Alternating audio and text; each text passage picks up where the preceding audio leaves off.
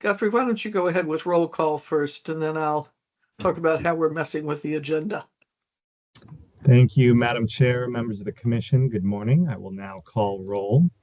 Sandy Rowe, Present. Greg Heyman, Rukaya Adams, Natalie Arnott, Rachel Visco, Present. Richard Devlin, Present. Arnel Fajardo, Evelyn Coker, Teresa Martinez, Present. Jen Proctor Andrews, Mary Middleton. I believe I saw Mary online.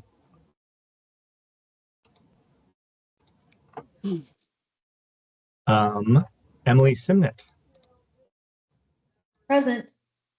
Mocha Thomasapelli, Jennifer Smith, Present. Gail Yamasaki, and I believe Commissioner Yamasaki is also online. Let me see if anyone needs to be promoted.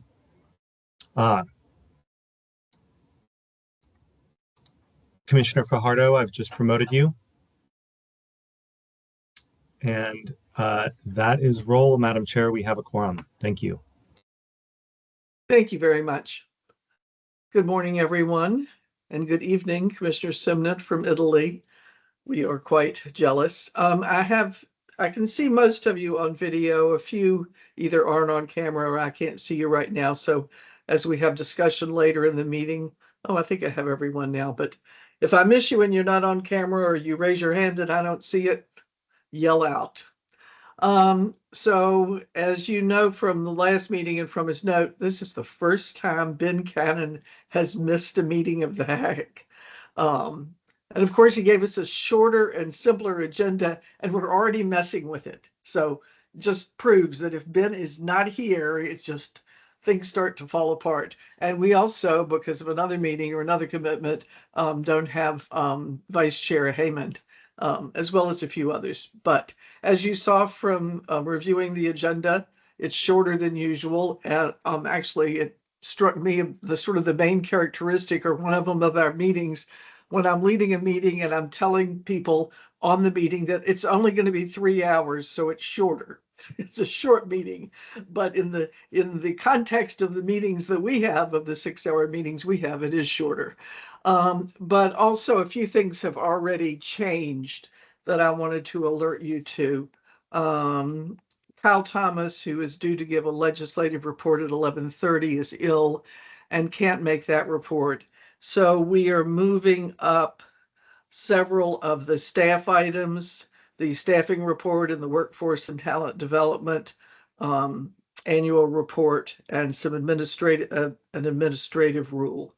I still think we may fall behind, but at any event, the outside speakers that we have, the Commissioner Learning Series, and then the Workforce and Talent Development Board members who are coming, we couldn't change their time.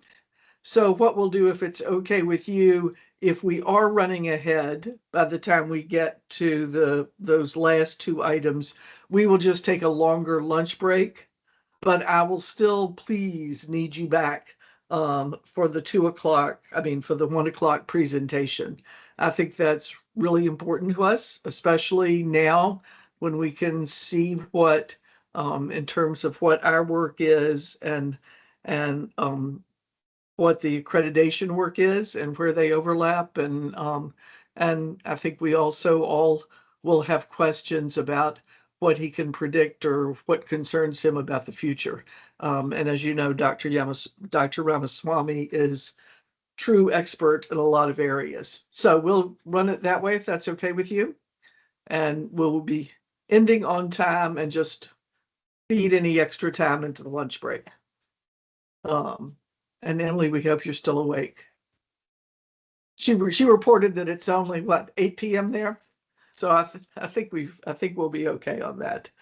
Okay, any questions about that? Okay, the first action item is, of course, our minutes. Any questions about the minutes or corrections? And if not, could I have a motion, please? Move approval. Move to approve. Thank you. Second. Got them both. Thank you very much. All in favor? Aye. Aye. Aye. Aye. Okay, minutes are approved. Guthrie is Sarah Foster. Sarah Foster, are you here? Yet? Hi, Chair. Yes, I'm here. Yay, thank you. Please go ahead. Welcome. We're very glad to have you here. What's Yeah, happening in the governor's thank- office? Yeah, thank you for the invite. And for those who were unable to meet me in person at the last meeting, I'll just do a brief introduction. I'm Sarah Foster, and I'm Governor Kotek's Workforce, Labor, and Higher Education Advisor. Happy to be here today. And my update is going to be super brief, but just did want to share that I know that we're still feeling the weight of this moment and the tension from the election last week. So really just wanted to reiterate the message that Governor Kotek has shared during this time. In particular, more than ever, I think it's important to reaffirm our values as Oregonians. We'll continue to place where everyone can be themselves, feel welcome, and have equal opportunity to health and prosperity. We continue to ensure that we shield ourselves from any attacks that undermine our fundamental freedoms, and just wanted to reiterate that the governor remains committed to her policy agenda and priorities in housing and homelessness, behavioral health, and education. I know that I spoke with Ben a couple times, but Tuesday, and just wanted to thank Ben and Chair Rowe for your leadership, and look forward to working with you to continue to uphold Oregon's values, and just continue to share your concerns as we move through this federal transition. So look forward to working with the commission for that. Just a quick, not exciting budget update. The governor is currently making her decisions, and any revenue forecast is coming out next week, and that will impact the decisions that the governor is making. And the GRB will be released in early the first week of December. So just wanted to thank y'all for engaging with us in that process, in particular Ben and his team that have really rolled up our sleeves to engage with both the ARB but also GRB development. So more on that soon, but that is my really just brief update and report, and happy to answer any questions you may have. Thank you, Sarah. I know I'm very glad to hear about your conversations with Ben, and Ben and I have been talking about the transition and what, if any, impact we can expect. And I guess I'd just say on behalf of the full commission, obviously we are eager to do whatever we can as a commission in terms of if there's anything administratively or any work that we can do to make sure that our values are upheld and that we can dig into our strategic plan. And since education is a particular focal point and has been mentioned a great deal in the press, both before the election and after, if there's anything in terms of the measures she wants to take or that would be helpful that the governor can share with us, especially over the next several months, I think that would be, I'm happy to have conversations about it, of course, as has been at any time, but I think it would be helpful for the full commission to know, because it does feel like some people, well, it doesn't feel like, some people clearly want to put a target on higher education's back. And so I think the more open and transparent we can be to whatever limits we have in terms of the work we can do and what we can do to ensure that our values are upheld, I think that would be helpful for all commissioners. Thank you Madam for Chair. that. Chair Rowe, and I think that just want to affirm that coordination is going to be really important during this. So commit to that transparency. Thank you. Commissioner Devlin. Thank you, Madam Chair. I did have a question. In looking at the agency request budgets for a number of other agencies and recognizing some of the exceptions in the directions from DAS, from the in terms of preparation of those budgets, I did find some that were clearly either stretching some of those interpretations or had actually included significantly more than their current service level. Has there been a discussion at the governor's level on some of those agency request budgets where they may have exceeded the direction significantly? It's a great question, and I know that DAS CFO led the ARB process and really requested that those come in at no more than 1% CSL. If you want to have a conversation with me offline, I would be happy to connect. I don't know what agencies you're speaking about, but happy to circle back and have a connection with CFO on that. In particular. I'll probably get back to you very early next week, giving it. Okay. Yeah, very early next week. Yep, sounds great. Thank you very much, Commissioner Devlin, for being our budget watchdog. Any other questions for Sarah? Sarah, thank you again very much. We will be in touch. We Thank you for appreciate your having me. coming in. Yes. Okay.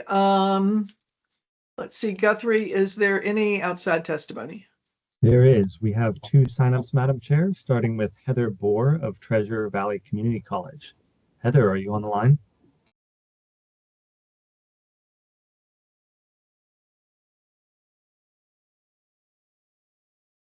While we wait for Heather, we might move to John Wyckoff of the Oregon Community College Association. Good morning, John. Welcome.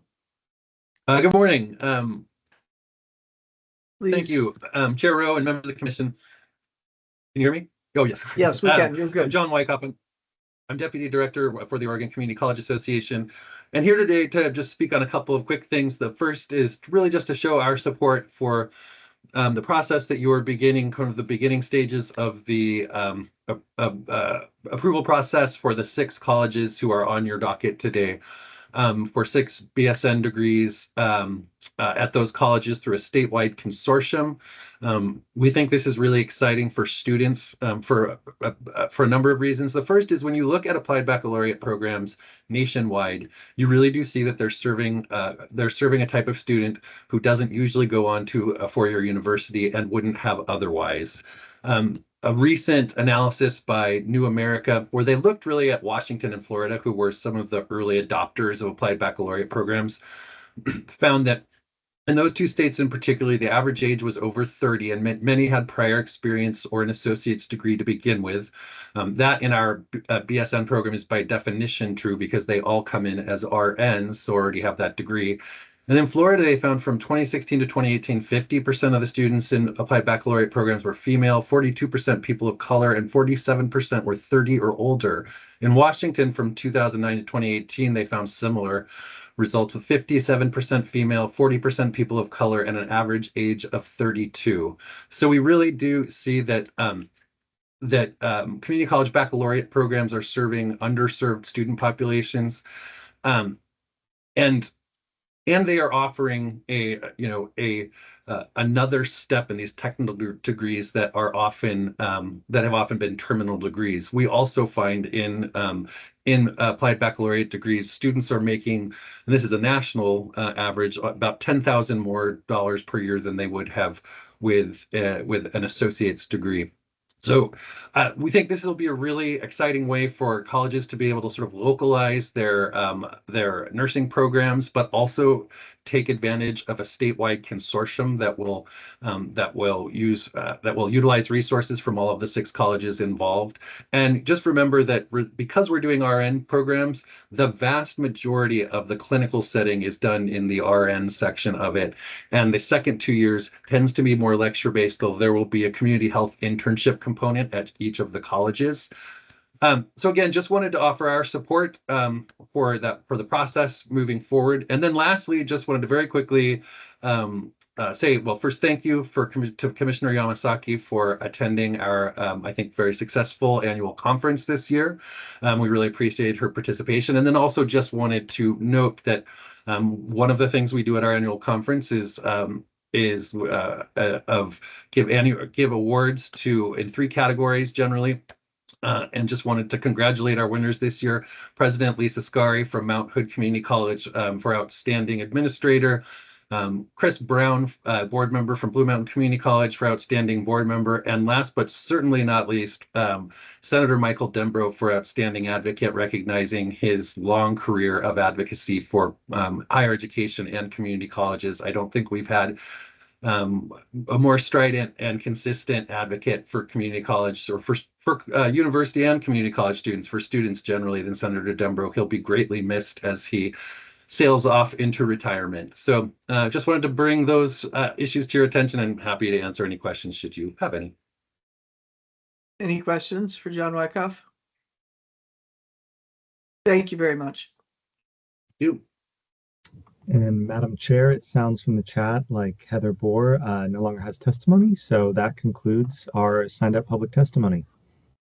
Thank you. And that obviously folds right into the item John Wyckoff was referring to, which is the, as you know, and has been emphasized in his note to us, this is phase 2. It is not an action item. It is the notice. The next phase, when it next comes to us, will be for final approval. This is for Central Oregon Community College, Chemeketa, Klamath Community College, Lynn Benton, Oregon Coast, and Treasure Valley. And are there any questions about this item? Again, we don't have to take action, and we will have time to discuss it when it comes back to us. Or if you have questions now and want those noted, that would be fine. Let's see, is it Veronica? I'm wondering about how long typically the phase 3 would take, when someone on staff, yes, might expect it to come back to us. Donna. That's a Donna question. Yeah, Yes. Thank you, Chair Rowe and members of the commission. We anticipate that you may likely see phase 3 coming from the consortium, which is the list of colleges you see before you for final consideration as early as your, I believe, January meeting. Okay, and as I know, there's been a lot of preliminary discussion for new commissioners who haven't been on. This is always a subject of great interest. So I guess I'm wondering if there's still, where there is still strong concern about it, that obviously you will hear and deal with and take into account as you're considering it. Is there any part of that commissioners can or should see before it comes to us for final approval? Chair Rowe, members of the commission, we will make sure that if there are areas that have been identified as during the process, including the 90-day waiting period in which institutions work together, we will be sure to bring those to your attention and call them out during the final stage as the commission considers whether or not to approve these programs for implementation. Thank you. Anyone else have any questions? Okay, so we have been notified on those. As I said, we do not have the legislative report. We will have a full legislative report, as you can anticipate, in December. in what already promises to be a very full meeting. So I think next is the Transfer Council report to us. Am I right, Guthrie? Yes. And Madam David, Chair, yes. I believe we're going to go into the HECC staffing report with Amy Cox. Okay, I wasn't sure if you were moving those before or after transfer. Okay, thank you. So the HECC staffing report with Dr. Amy Cox. There she is. Good morning, Chair Rowe, members of the Commission. For the record, my name is Amy Cox, and I'm the Director of the Office of Research and Data at the HECC. And what you have in front of you in this item is a report about employees at the public universities and community colleges for submission to the legislature. This is an action item. The report details the number of administrators or managers, the number of faculty, and the number of non-teaching staff at each public institution. And then within each of those groups, it shows their status as full-time or part-time, their supervisory and instructional roles, and their salary and eligibility for benefits. This is a report that is thick on numbers, and we are indebted to the institutions for providing the totals to us to compile together for you. This year, we included, with their support, the last few years of data as well, to be able to provide readers an opportunity to see changes over the last 5 years at the institutions.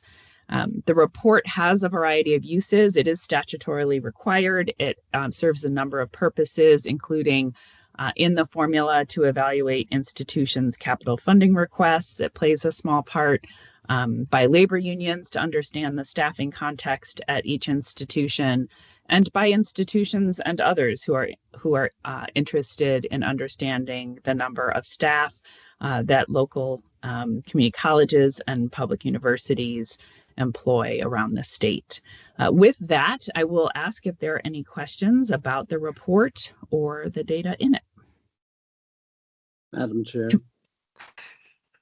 You see me smiling, Commissioner Devlin. Question. Internally, other than preparing the report, does HECC use the report's material for anything? Chair Rowe, Commissioner Devlin, it's a great question. Our Office of Post-Secondary Finance and Capital uses the report as part of their, plays a small role in their evaluation metric for the institution's capital funding requests. In our office, we don't use it regularly, but we use it occasionally when we field questions about the number of staff employed, the number of employees at individual or institutions or collectively. Follow up, Madam Chair. Yes. In reading the report fairly carefully, I found a number of areas where there were possibly discrepancies, or they were possibly what I've seen before, where you see something that doesn't necessarily make sense, but if you understood the story that's behind the report, it might make more sense. I'm just wondering,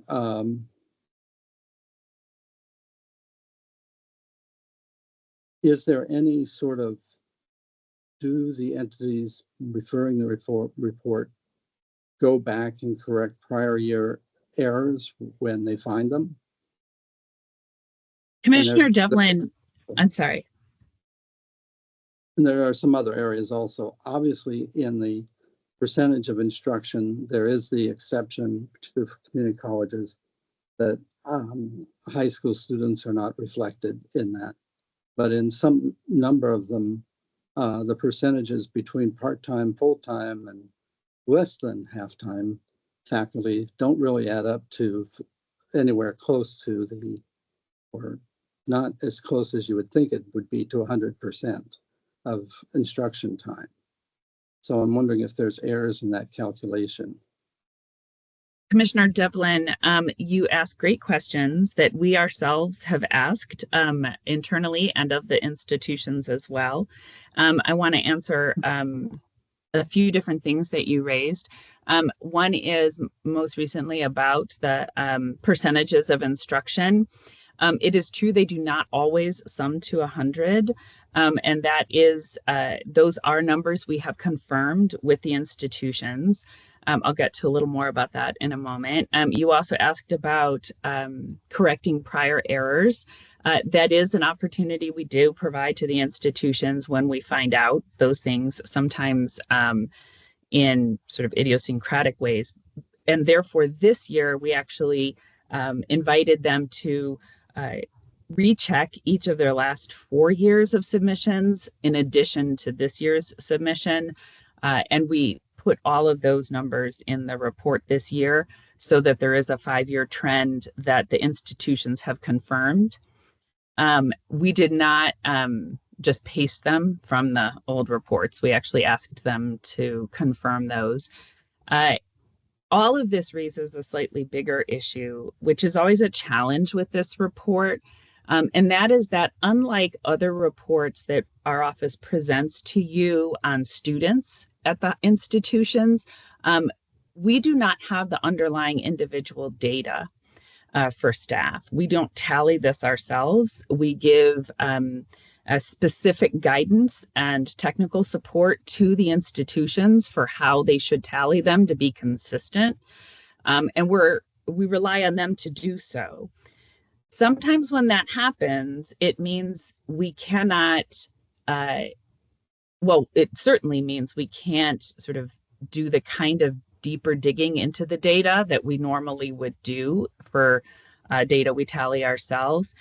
But more broadly, when we have conversations with the institutions about the numbers, what we uncover sort of over and over again is that these their processes and their staffing practices and roles and definitions differ across the institutions.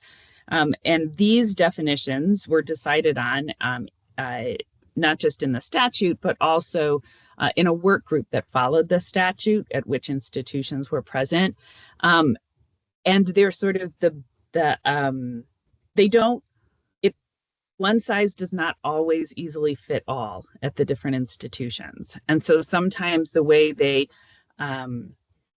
implement administration or supervisory, for example, doesn't always, isn't consistent across the institutions.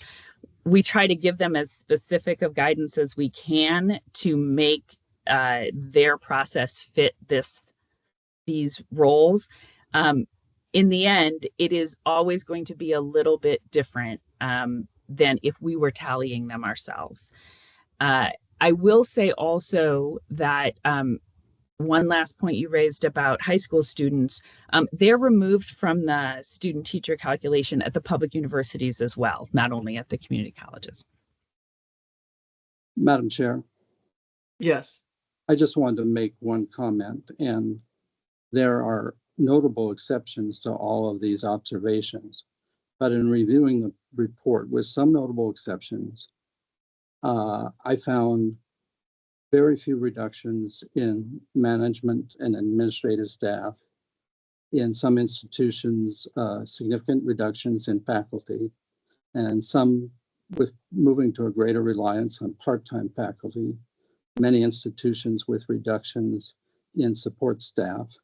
But the thing that I felt was most significant was particularly some of the changes in the instruction level for some institutions. Now, some institutions went absolutely the opposite way and retained full-time staff and faculty with still a reduction for support for students.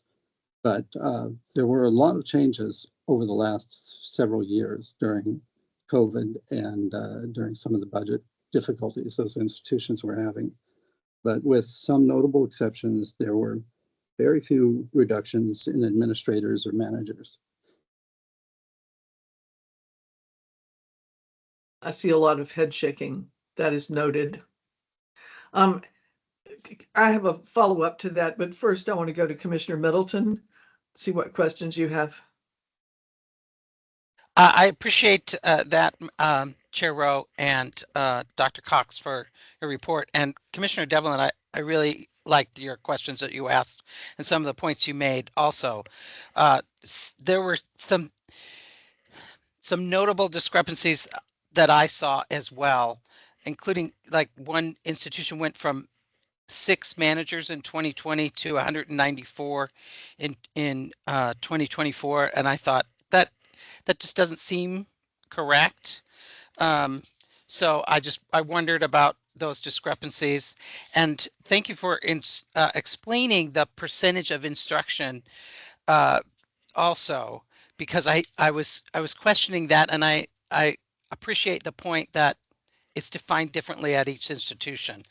Having had conversations with others, I wanted to ask also about on part-time faculty, where it says average annual salary rate at 1.0 FTE, and it also has average annual salary for actual hours contracted. I just, if you could explain the difference as you see it for having both of those numbers on this report, I'd appreciate understanding that a little bit better. Commissioner Middleton, thank you for that question, for both of your questions. And I want to address each of them in turn. First is around discrepancies that seem unlikely. And what I can tell you is that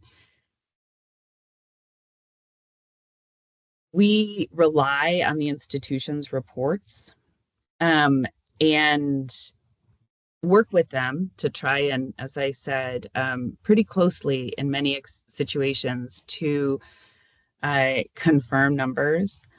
I would be happy to, while we do that, we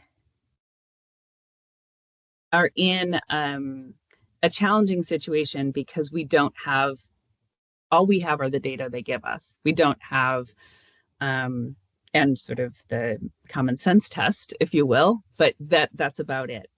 That said, we would be happy to follow up with commissioner questions to individual institutions or facilitate a conversation around them to ensure that there weren't any other unintended errors. We'd be happy to do so. Second of all, I will say in terms of the salary question, I appreciate your question greatly. That is actually an additional measure we added this year. And it was because of feedback we received that the salary question was a bit confusing, and we realized leading to some different interpretations at different institutions. And it arose around part-time staff, whether they're graduate assistants at the universities or part-time staff at any public institution. And that part-time staff receive a part-time salary. It is hard to compare over years or in any other way over groups of staff, those salaries, if they're not at an equivalent unit.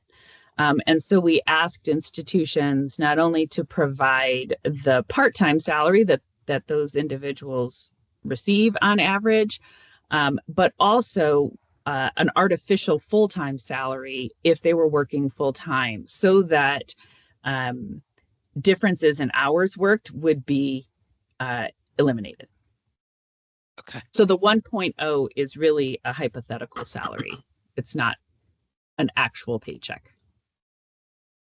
And it's for the purpose of comparing throughout the years. Correct. Okay. All right. I appreciate that. Thank you. Certainly. That's very helpful. Thank you for that question. My question is, I understand that definitions, when you get into the categories, may be different in terms of supervision and things like that. But when we go to the basic, the first thing I think many people would go to, I certainly did, the employee to student ratio. That is consistent, correct? Because that's all categories of employees. So that is direct. directly comparable between institutions?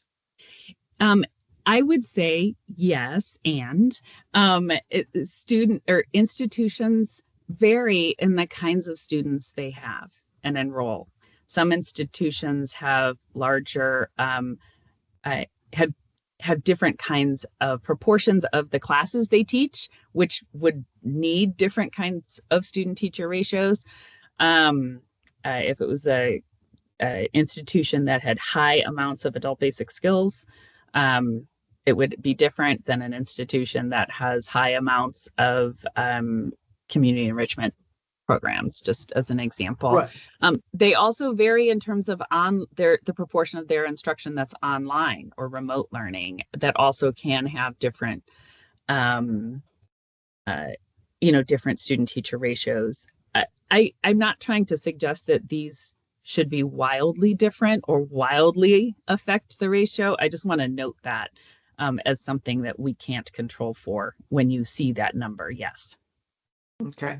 And of course, as you said, they have checked this data historically going back so that everything on this report has been approved or checked and inputted by them. So if the student count changes and over 3 or 4 years you see that the employee count doesn't, then that is a correct, whatever conclusion you draw from that is based on facts, correct? That is correct, Chair Rowe, yes. One more thing, you mentioned how we might use it, and obviously I know that the unions and different groups are very interested in this data. Do we have any indication whether, since it is all the schools, whether the institutions themselves have good use for this or not? Or is it another report that they don't like to do, or is it helpful in any way? I guess I'm looking to see how it is used by all interested parties. Chair Rowe, that is a really good question. I will tell you that we do, certainly the answer to how useful it is probably depends on whether you're the staff member tasked with putting the data together or something else.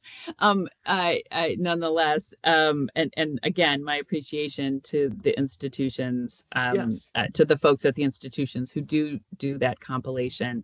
I don't know, I'll be honest, I do not know the the uses of the report on the campuses. I do know that when we do put this report together, we do hear from campuses and other advocacy, both groups, both staff and institutional, about the report. When will it be ready? Is this the most recent follow-up questions? And so I know there is interest, but I cannot speak to the use because I don't have insight there.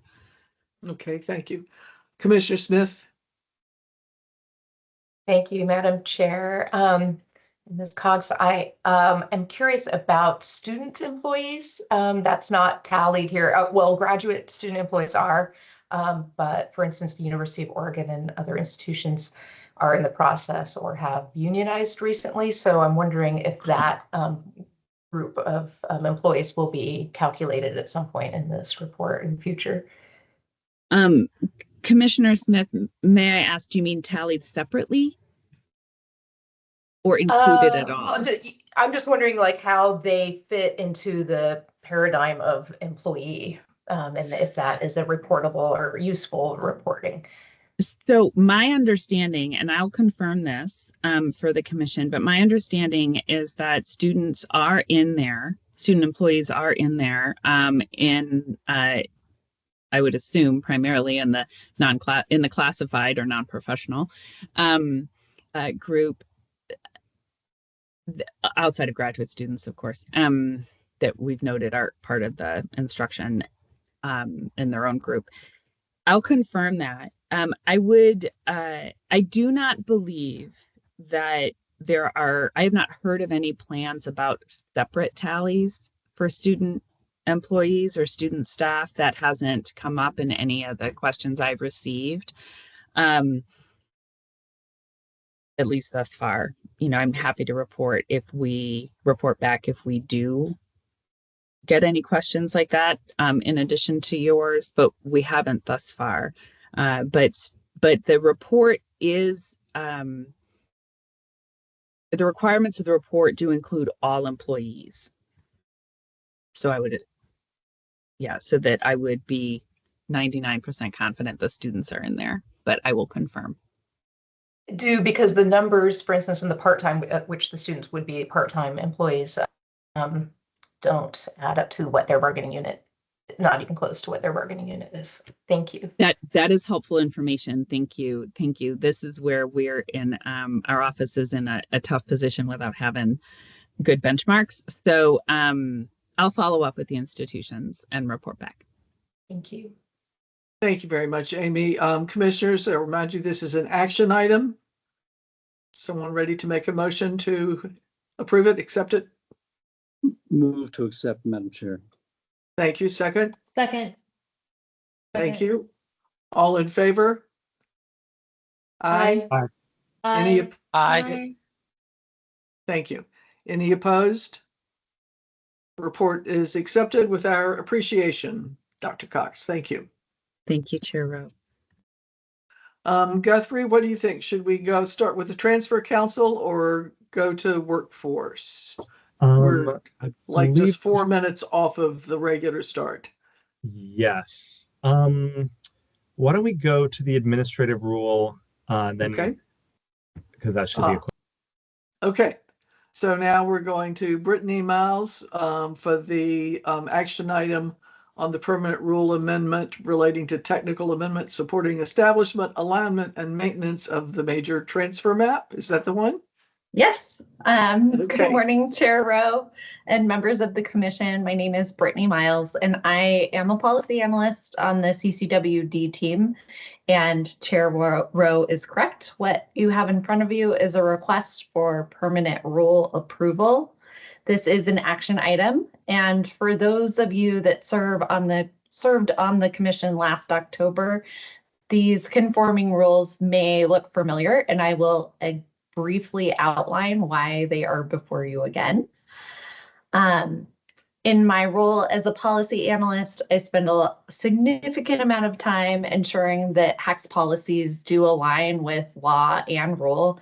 And recently, when I was reviewing rules in OAR 175-07025-005, I noticed an error on the Secretary of State's website in the rules covering community colleges, specifically related to the Associate of Science transfer degree and the Associate of Arts transfer degree.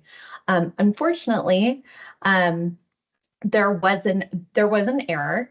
So after reviewing the filing with other staff, it looks like in October of 2023, the MOU cap terminology in those rules was filed and effective in October of 2023, the day after the commission adopted those rules. However, when further action was taken on the same set of rules in February of 2024, the MOU cap language inadvertently reverted back to the prior text. So this change was not caught at the time in February of 2024, but has since been identified, and staff are working to take steps to prevent it from happening again. To address this error, we have refiled for permanent conforming rule adoption, and those are the rules before you today for consideration.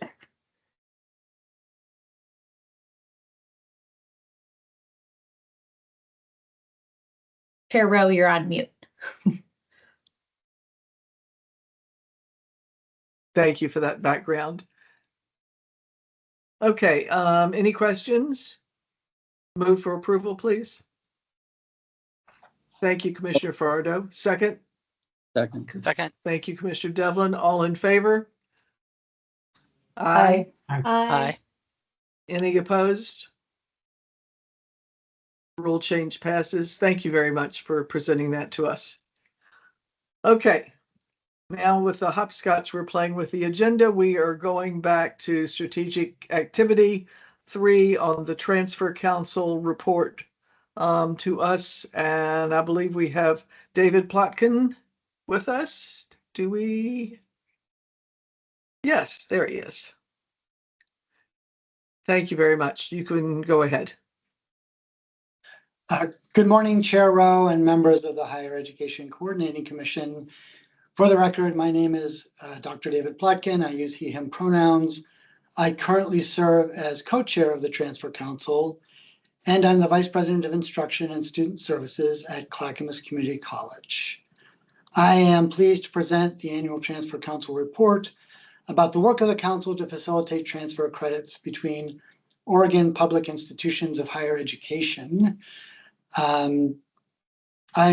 In reviewing the report, I'll follow the structure of your docket report and maybe add a little bit to that, and then some further highlights.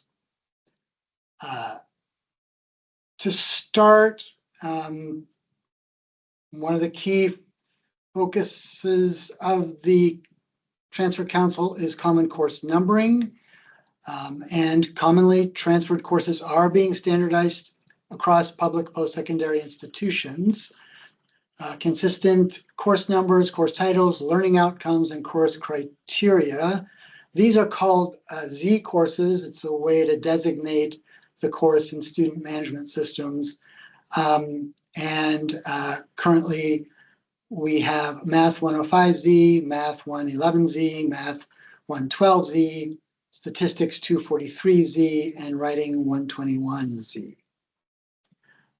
Another key task that the Transfer Council is facilitating with HECC staff is creation of core and major transfer maps. As you'll have read, all Oregon public universities with an MTM degree articulate to at least 30 general education credits, which is what comprises the core transfer map. All community colleges offer the CTM.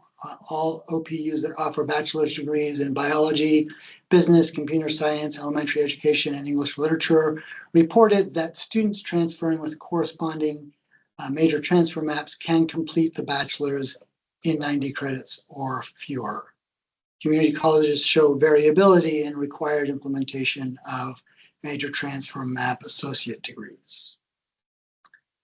In terms of institutional processes, all Oregon post-secondary institutions employ really standard processes through curriculum committees, curriculum offices, software management systems to ensure they are meeting requirements of common course numbering and core transfer and major transfer maps. Some challenges and improvements. There has been, as the report demonstrates, much progress.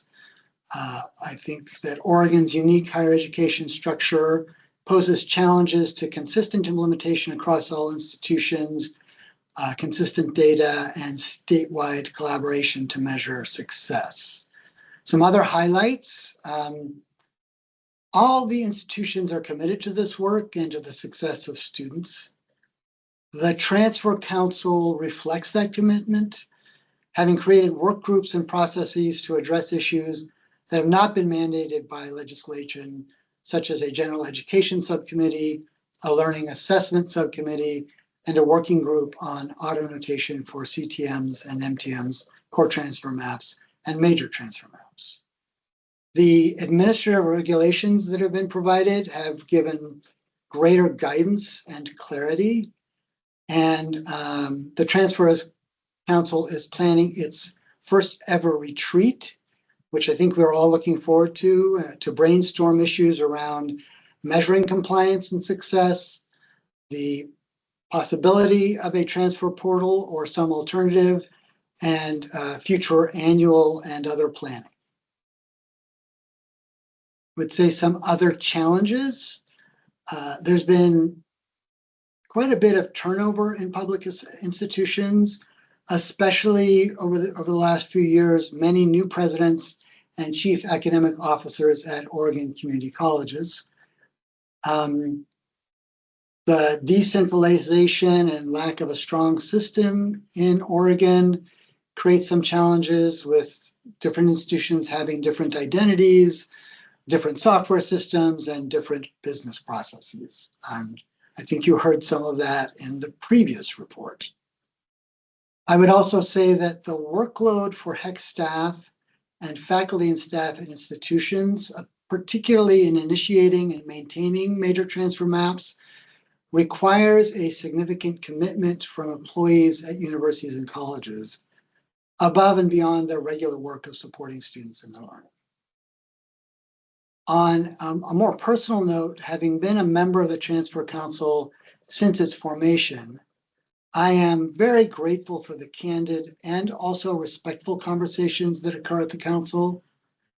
We have also been fortunate over the years to have student members of the council who actively share their experiences and ask very helpful and sometimes tough questions at our meetings. Thank you for your time. I am more than happy to answer any questions.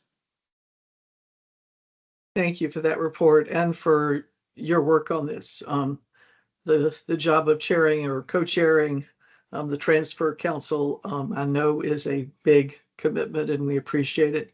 Questions for Dr. Plotkin?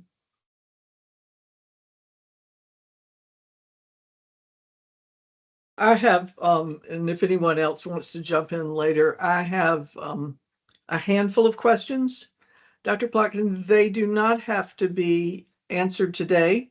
They might be things that you share with the full council or that are taken up in the retreat, or if you want to address them today. So I don't know, I guess I'll start and go one by one and see if you want to respond to any as I go, but especially, and I'm saying that in part because our commissioners, our representative to the council, Greg Heyman, is, since he is not here today, he's of course among us the most expert on this.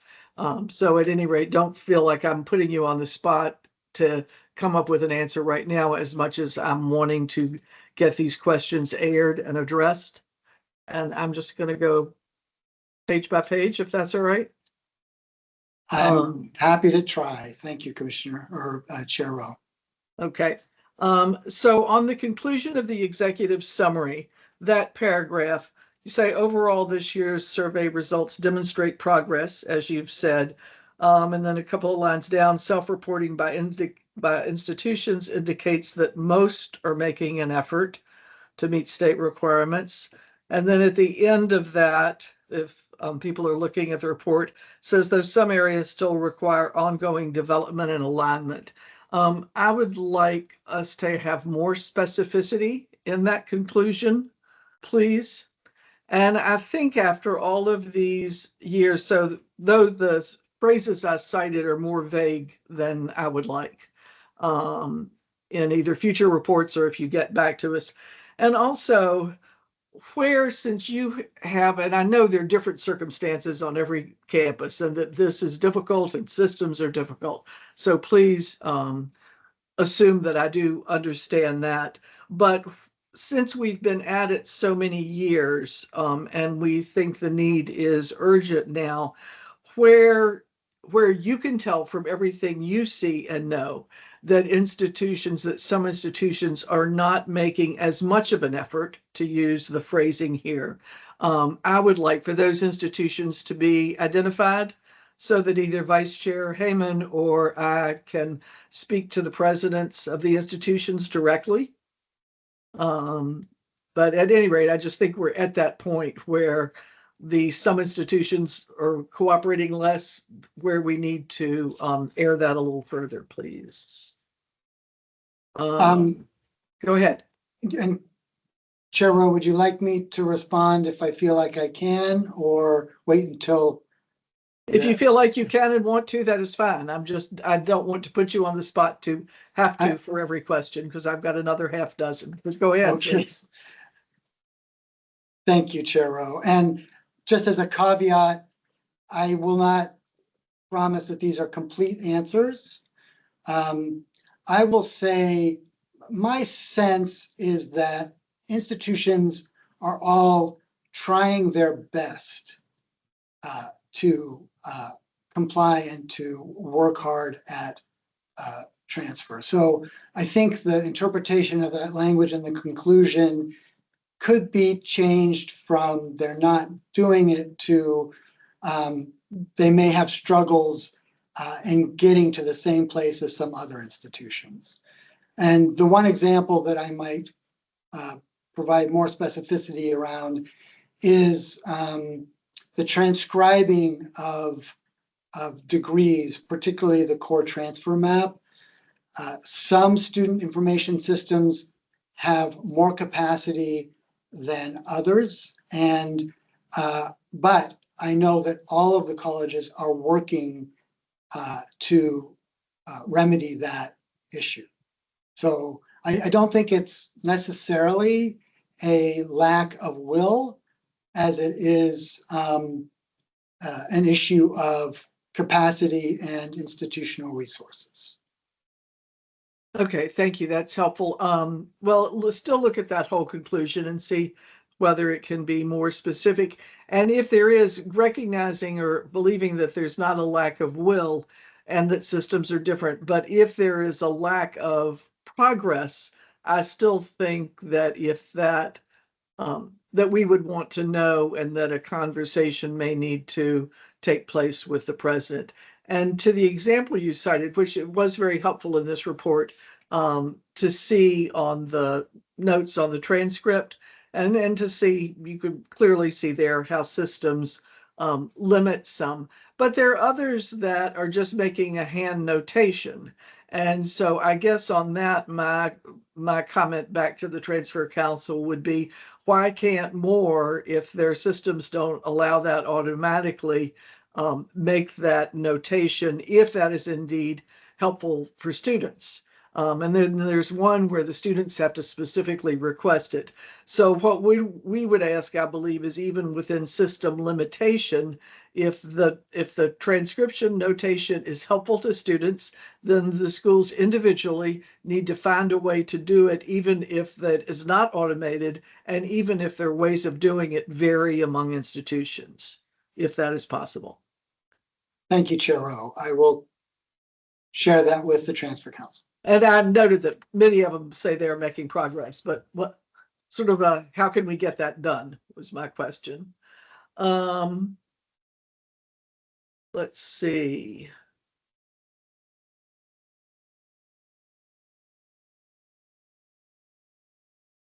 You have a reference in institutional processes. Let me see. It's in the major transfer maps, right before the curriculum change process. So it's on page 13 of the report, a little above midway. The prevalence of the mention of these resources speaks to the importance of statewide fidelity and how CCNs and MTMs are implemented systematically, excuse me. Faculty and advisors rely on these tools. So again, it's the phrase, the importance of statewide fidelity, that raised questions with me, and I wasn't quite sure what that sentence was saying or what we can do to get statewide fidelity, which is of course the goal. So if you'll note that paragraph, it might just need to be more clearly stated. On page 18, measures of success reporting. That was helpful to see, and all the measures that people mentioned are interesting, and I can see why the participants would cite those. Let me just say, though, especially consistent with our new strategic plan, the number one, I mean, I can simplify this. The number one measure of success, and maybe number 2, 3, and 4, is going to be, how does the student experience this? Can they get the courses they need? Do they transfer easily? Now, I don't care how we say that. You know, there are different ways of saying it, and there are different elements to that. And some of what I'm saying is present in these. But I don't know, I don't presume to know whether you need a separate committee to decide these. It would seem to me the more straightforward you make the measure of success and the more it directly addresses students, then that's really what we're interested in. Yes, other things are important, certainly completion and persistence and retention, all of that is important. That's information we want to know. But the real measure of success is how does the student experience this? And does it work for the student? So I'm not saying that's the only thing to measure, but that's the number one goal. So that. Thank you. Thank you, Chair Rowe. That's very helpful feedback because I think, as I mentioned, in December, we will be having a retreat, and that's one of the topics that we will be addressing. Okay, and so please convey that. I would like that simplified, and the commission would like it simplified, but it's student success, distinct from what we measure. And I think that might be it. Sorry, I didn't mean to dominate. I just wanted to get those in front of you. And we do appreciate the work. And without being in it, I know it's almost impossible for us to recognize the degree of difficulty, but the commissioners, we are all interested in this. We know the legislature's interested, we know the governor's interested, and we know you're the ones doing the hard work. So please pass along our thanks and appreciation. And then I look forward to additional information. When is your retreat? I believe it's December 19th, Chair Rowe. Excellent. Thank you. Any other questions?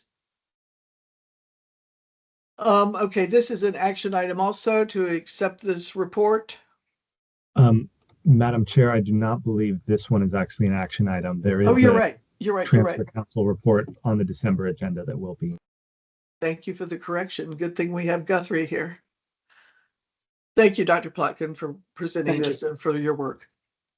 Okay, so now we are going to go to the action item before lunch, the Workforce and Talent Development Plan. Is that correct? And there is Clay Martin. Thank you very much for being here. Well, good afternoon, Chair Rowe and members of the commission. My name is Clay Martin, and I am the WTDB Initiatives Analyst in the Office of Workforce Investments with the HECC, and I'm here to briefly discuss the Workforce Talent Development Plan 2024 annual report. And I'm going to show you a quick PowerPoint. As you're probably aware, the Workforce Innovation and Opportunity Act, or WIOA, requires each state to designate a state workforce development board. The Workforce and Talent Development Board, or the WTDB, it has been designated by the governor as the state board under WIOA.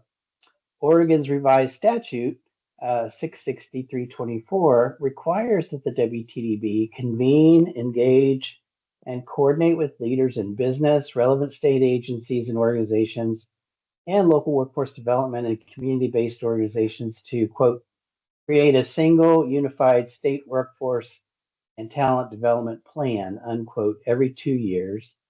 I'll refer to this as the plan. The plan is also the federally required WIOA combined state plan for Oregon, produced every 4 years, and it can double as the state required workforce and talent development plan because there's a 2-year midpoint update that's required. So they're both on the same 2-year cycle. The 2024-2028 WIOA combined state plan for Oregon has been approved by the U.S. Departments of Labor and Education for the period beginning July 1, 2024 through June 30th of 2028. ORS 66324 also requires the WTDB to submit an annual report, which is what is here before you today, about the plan to the governor and the legislative assembly.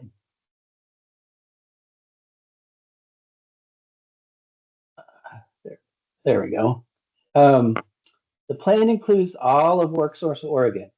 WorkSource Oregon is the cornerstone of the public workforce development system and includes these core partners to collaborate and support a seamless customer-focused service delivery network.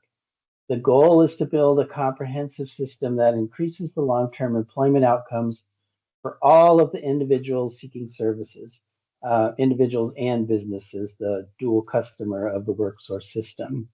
The core programs are spread over the Oregon Employment Department, the Higher Education Coordinating Commission, Oregon Department of Human Services, and also the Commission for the Blind. The programs are coordinated locally by local workforce development boards, and the services are delivered primarily online and through regional workforce centers.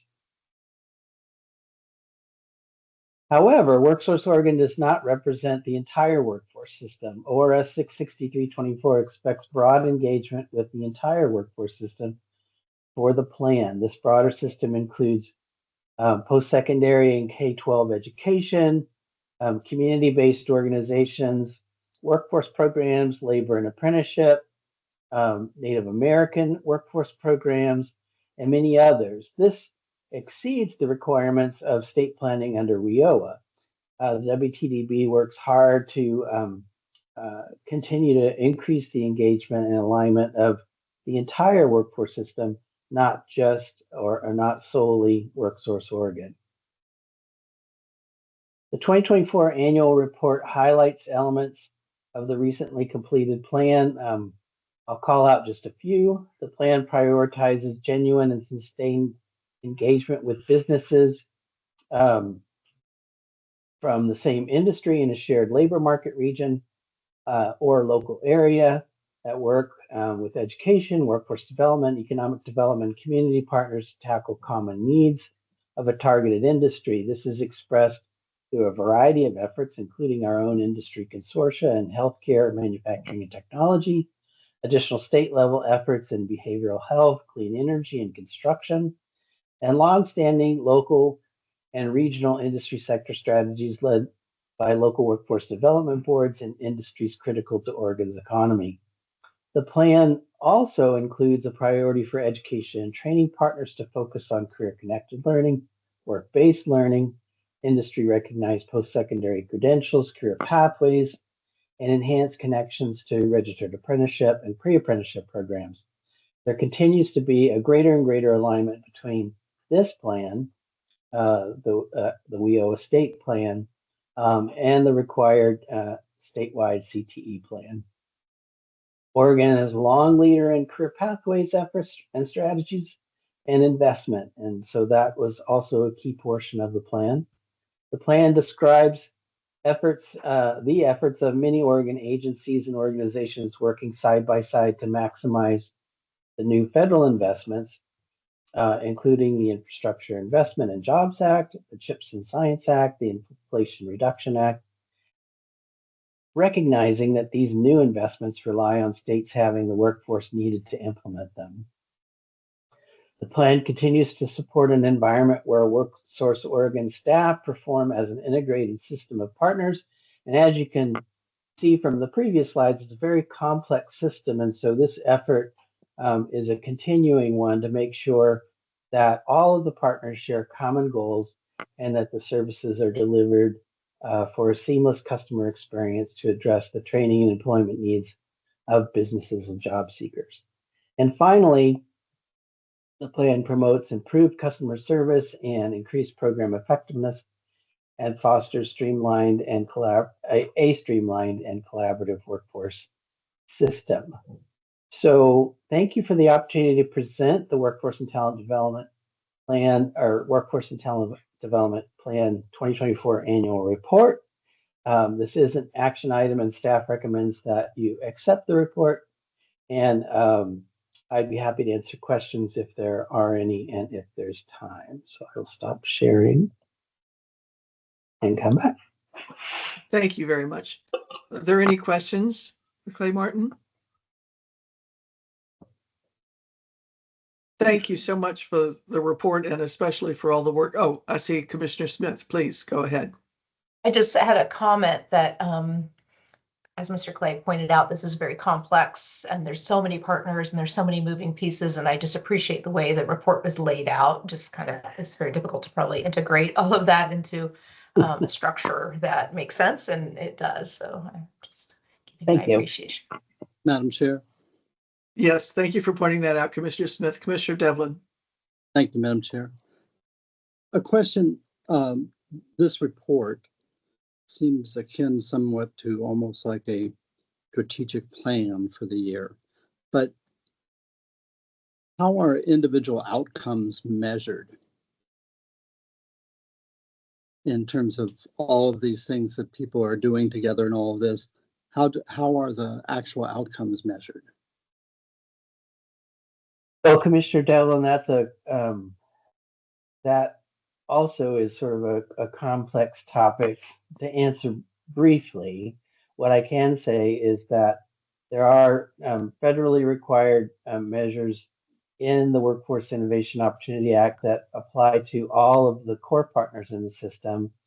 And the WTDB is working on a scorecard as a part of their current strategic planning effort that will include those federal measures as well as additional measures that will help track the outcomes that you're referring to.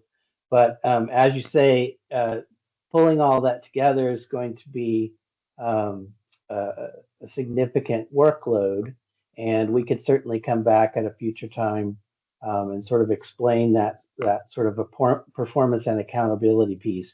You also, I will say, have a presentation later on your agenda after lunch from members of representatives of the Workforce and Talent Development Board, and they'll be talking about the upcoming strategic planning effort. They'll probably talk about the scorecard effort, and so you'll have additional information later on your agenda. Thank you, Madam Chair. Thank you for the answer also. Thank you again. If there are no other questions, can we have a motion to accept the report, please? So moved, Madam Chair. Thank you. In a second. Thank you. That's been moved and seconded. All in favor? Aye. Aye. Any opposed? Report is accepted and appreciated. Thank you very much. Thank you. Okay, commissioners, after allowing me to play hopscotch with our agenda, we are now at the point where we are going to break for lunch. And please, I hope you all can return at our regularly scheduled 1 p.m. time when we'll hear from Sunny Ramaswamy. Thank you very much.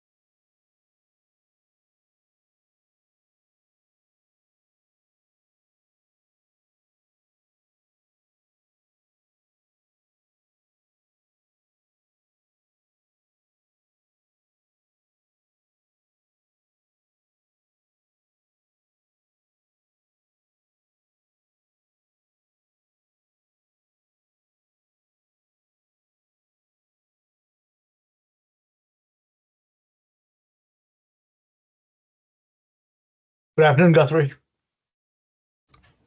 Good afternoon, President. Welcome.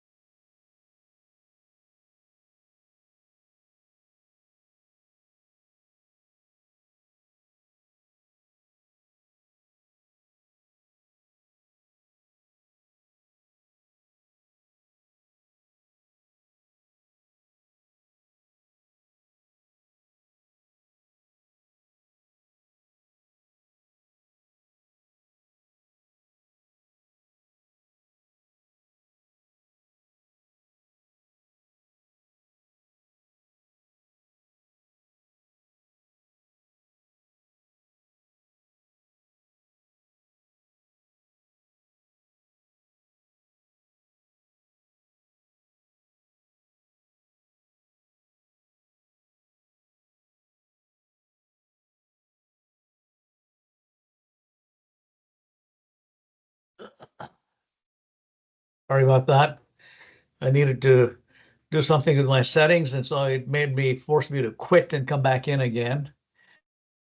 So, Not to worry. well, whenever you're ready, I'm ready. Okay. Shall we give it one more minute for commissioners to rejoin here? Wow, your sound is very low. Oh, Okay. It's good. can you hear me That's all good. right? I Okay. can hear you all right. Thank you so much. Yes. Are you able to see my screen?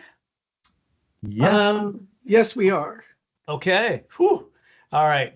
And let's hold on about 30 seconds and let's see if we have other commissioners rejoin. Okay.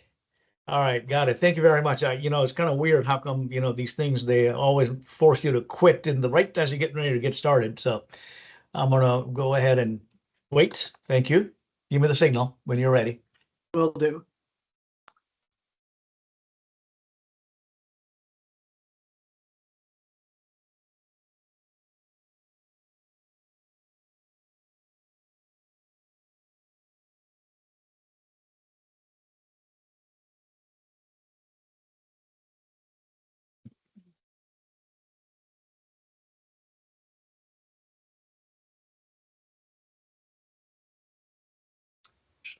And Madam Chair, I will note we have a quorum present now. Commissioner Sapelli indicated he had to hop off, but we'll be back in a bit. Okay, thank you very much, Guthrie. Thank you, commissioners, for returning. As you know from the agenda, we have Dr. Sunny Ramaswamy, who's president of the Northwest Commission on Colleges and Universities, accreditation with us today. You see and know from his bio, his work in Oregon previously and elsewhere, as well as in the Obama administration. And some of you, Commissioner Devlin, for instance, might know him from some of that previous work in Oregon. In any event, we would at any time be grateful to have you here, Dr. Ramaswamy. We are particularly grateful today with the difficult context we have, and look forward to hearing about your work and how it intersects and complements the work that we are doing. So the floor is yours, sir. All right. Well, thank you so much. I appreciate that very kind introduction. And yes, I wish I were right there with you in person, but I guess we're all going to do this remotely, as I was given to understand by Guthrie as well as Ben. And I understand Ben is out and about someplace. He's not going to be with us here this afternoon. So thank you very much for affording me this opportunity. Maybe there's a future opportunity for us to get together in person and engage in a conversation as well. So when Ben contacted me about doing this conversation, I thought, I would be able to, give share some thoughts with you related to what we do in higher education itself. And I gave it quite some thought after I spoke with Ben. And I thought I'd frame it along the lines of value proposition. And I think for you, as well as the Higher Education Coordinating Commission, both the state of Oregon, you as a board, it's a critically important aspect of it, this value proposition. And I tell you, as you know, we've had a number of entities across America question the value of higher education, question the value of accreditation. As a matter of fact, some of you know, there's a conversation going on about whether indeed the higher education needs to exist the way it does, then whether indeed accreditation, as we've practiced in America for the last 150 years now, needs to exist as well. So that's a separate conversation. But I think for all of us, incumbent on us collectively, as well as individually involved in this effort to support higher education, that we've got to figure out how best to provide that value proposition itself. And so I'm going to frame my conversation with you around that. So I've got 16 slides, and I hope I can get this done in about a half hour or so. And then, Ms. Rowe, look forward to additional conversation beyond that. All right. So with that as an introduction, I really, when you think about the value proposition, what it is student success. That's the bottom line for us collectively and individually as well. As a matter of fact, I don't know if anyone of you has interacted with me back when I first got started, when I moved here from Washington, D.C. I framed my conversation, this goes back about 8 years ago, my conversations around, I co-opted Bill Clinton's famous statement for the 1992 elections and changed it to, is the students stupid? And that's what I framed it along, that it is at the end of the day, that's the bottom line for us. We should all be concerned about the success of students. And oh, by the way, there are some achievement gaps that we see. What's incumbent on us to make sure that those achievement gaps are also closed. So here in the next few minutes, I want to share with you sort of a very high 30,000 foot level view of the trends that we see in society, the trends that we see in higher education, and then speak a little bit about the value proposition and the purpose of higher education and accreditation itself. Speak a little bit about boards and governance, and then finally end it with innovations and opportunities that the Higher Education Coordinating Commission in Oregon and other communities across America, there are many, many opportunities that we can focus on as well. That is about helping our institutions, really support that idea that it is our responsibility to ensure that students are successful in whatever endeavor they want to pursue. So that's the intent, and that's what I want to do here in the next few minutes, is to give you that sort of walk you through that process with me.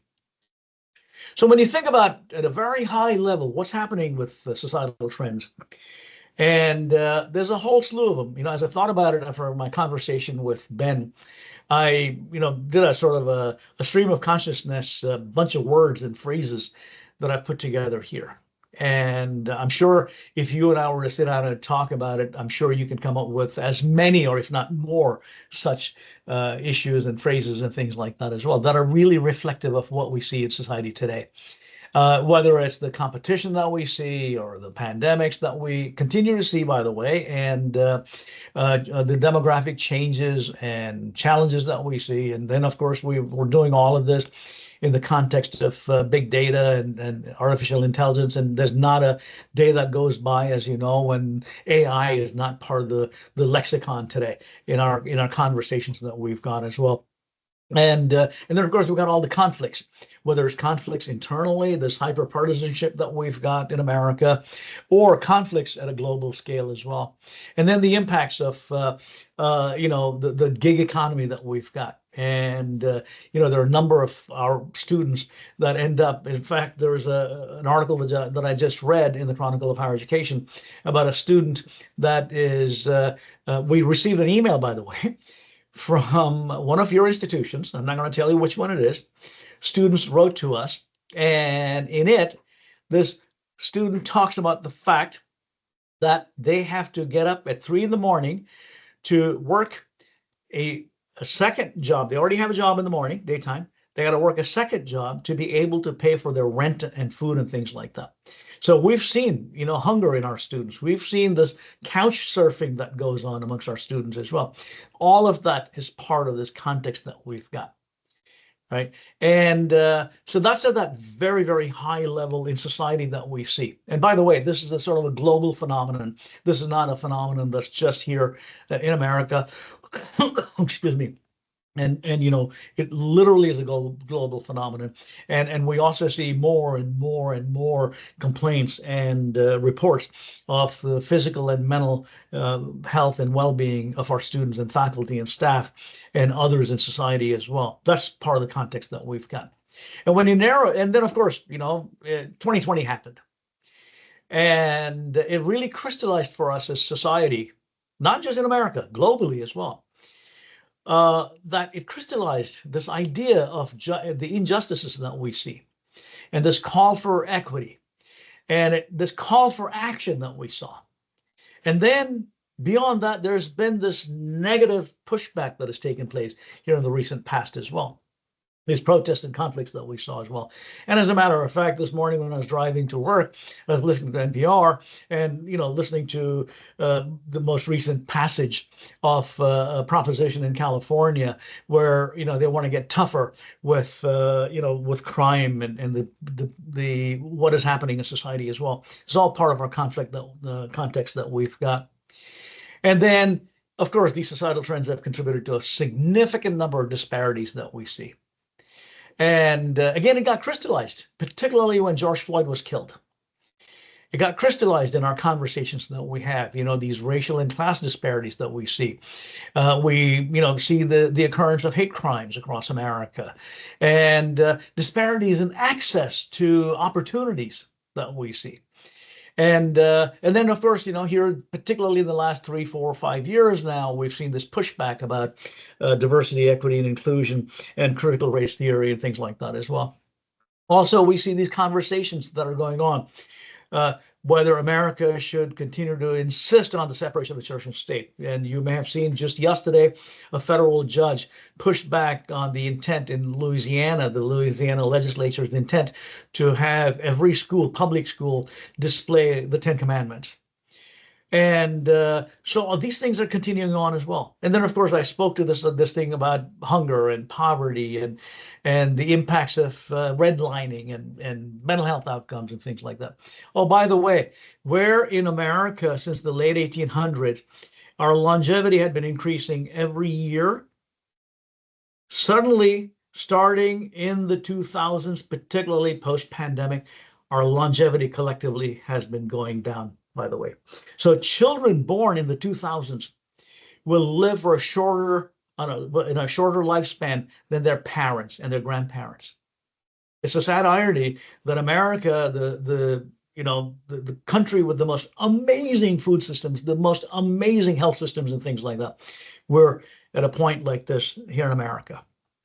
And then, of course, you throw on top of it all these issues related to homelessness and what are referred to as couch surfing and things like that. That's all part of that societal context that we've got as well. And then when you narrow it down to the world that we live in education, particularly higher education as well, again, there's a whole slew of things that you see happening here.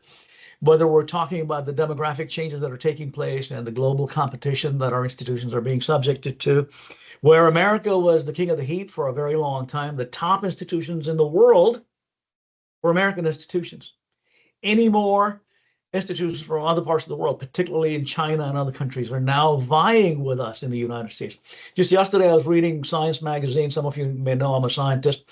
I was President Obama's chief scientist for food and agriculture.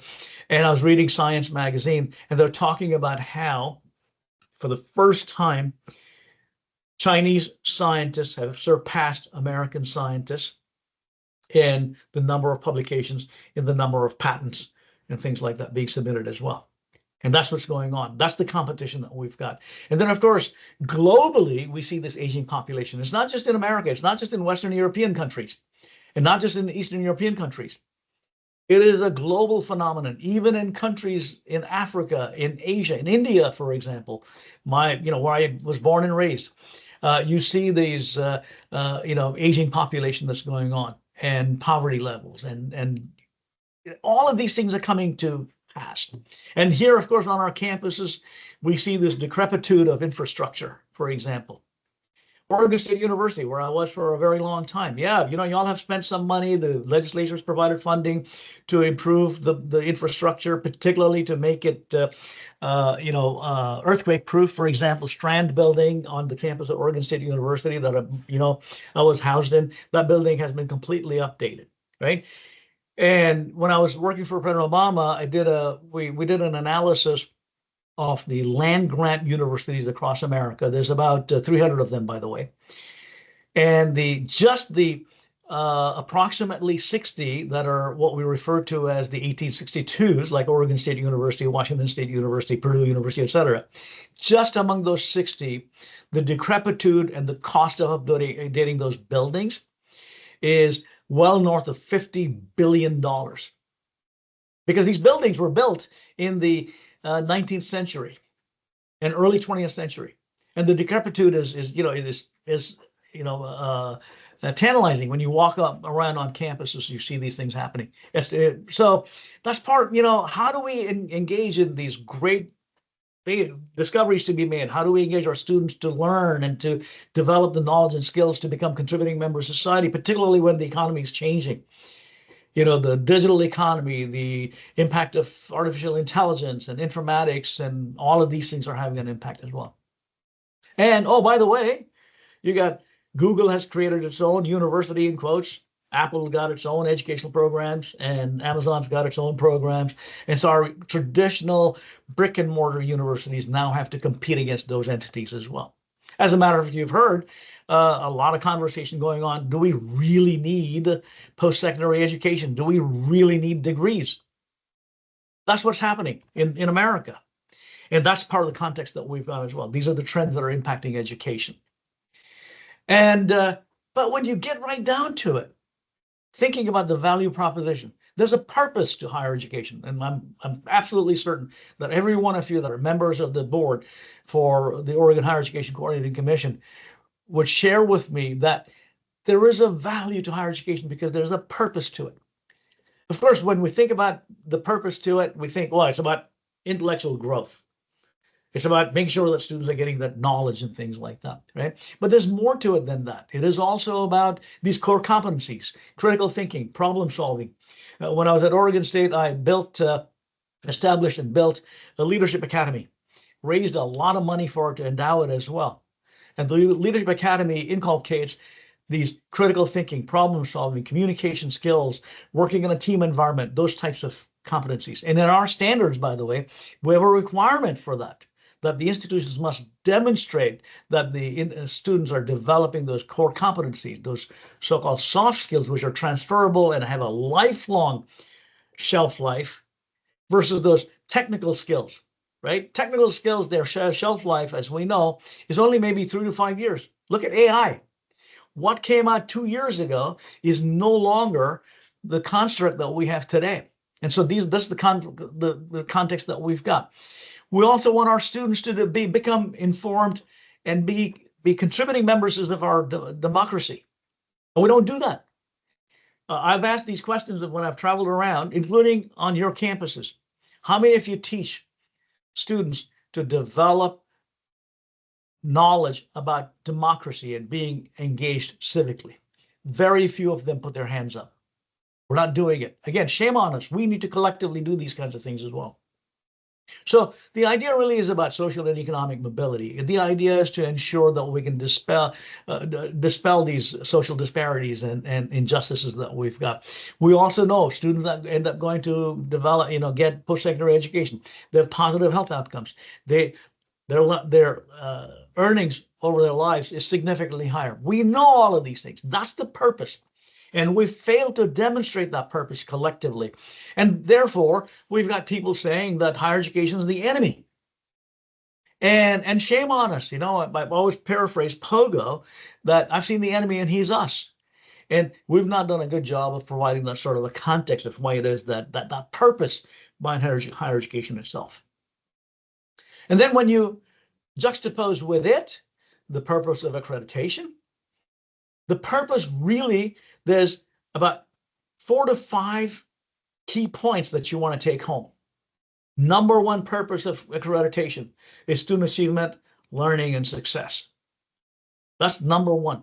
Along with that is quality assurance, that when we accredit Portland State University or Southern Oregon University, there is a stamp of approval that is provided by the Northwest Commission to that institution that says that students that are graduating from there, when they go on to get a job or they transfer to another institution or go to, get a medical degree or a law degree or whatever, those receiving institutions can rest assured that the quality of those students, there's an assurance to it. That's a good, high quality educational experience that the students have gone through.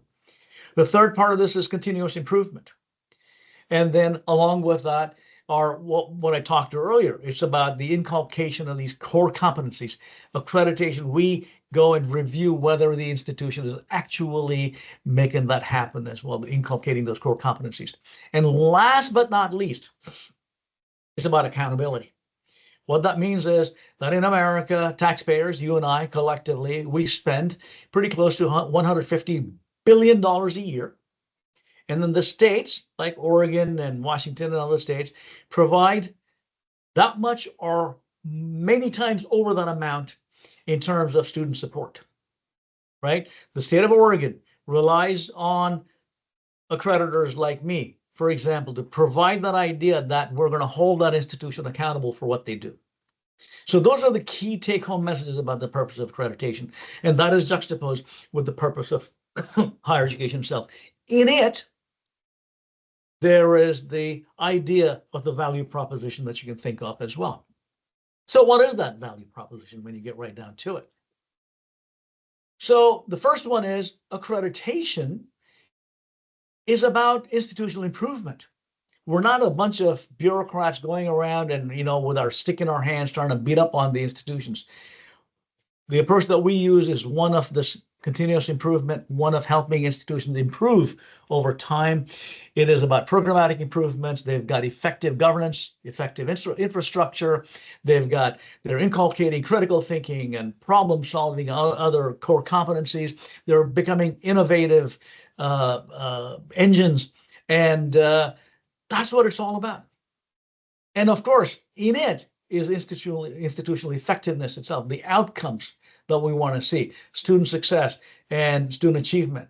Along with that is to ensure that the institutions, the cost of going to universities and colleges is not going up like it has been for a long time, and that the indebtedness that we see in America, approximately about $1.5 to $1.7 trillion that we've got. Collectively, we've got to think about how do we go about reducing that indebtedness, that cost and things like that. It goes back to the idea of creating these innovative approaches to delivering the educational programs.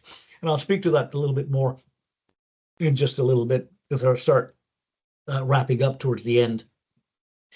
So the vision that we articulated is that it is about making sure that our institutions, they foster access, belonging, and success of every student. Not just the select few, but every student. And so we got to make sure that every student is provided that opportunity to access the educational programs that are offered.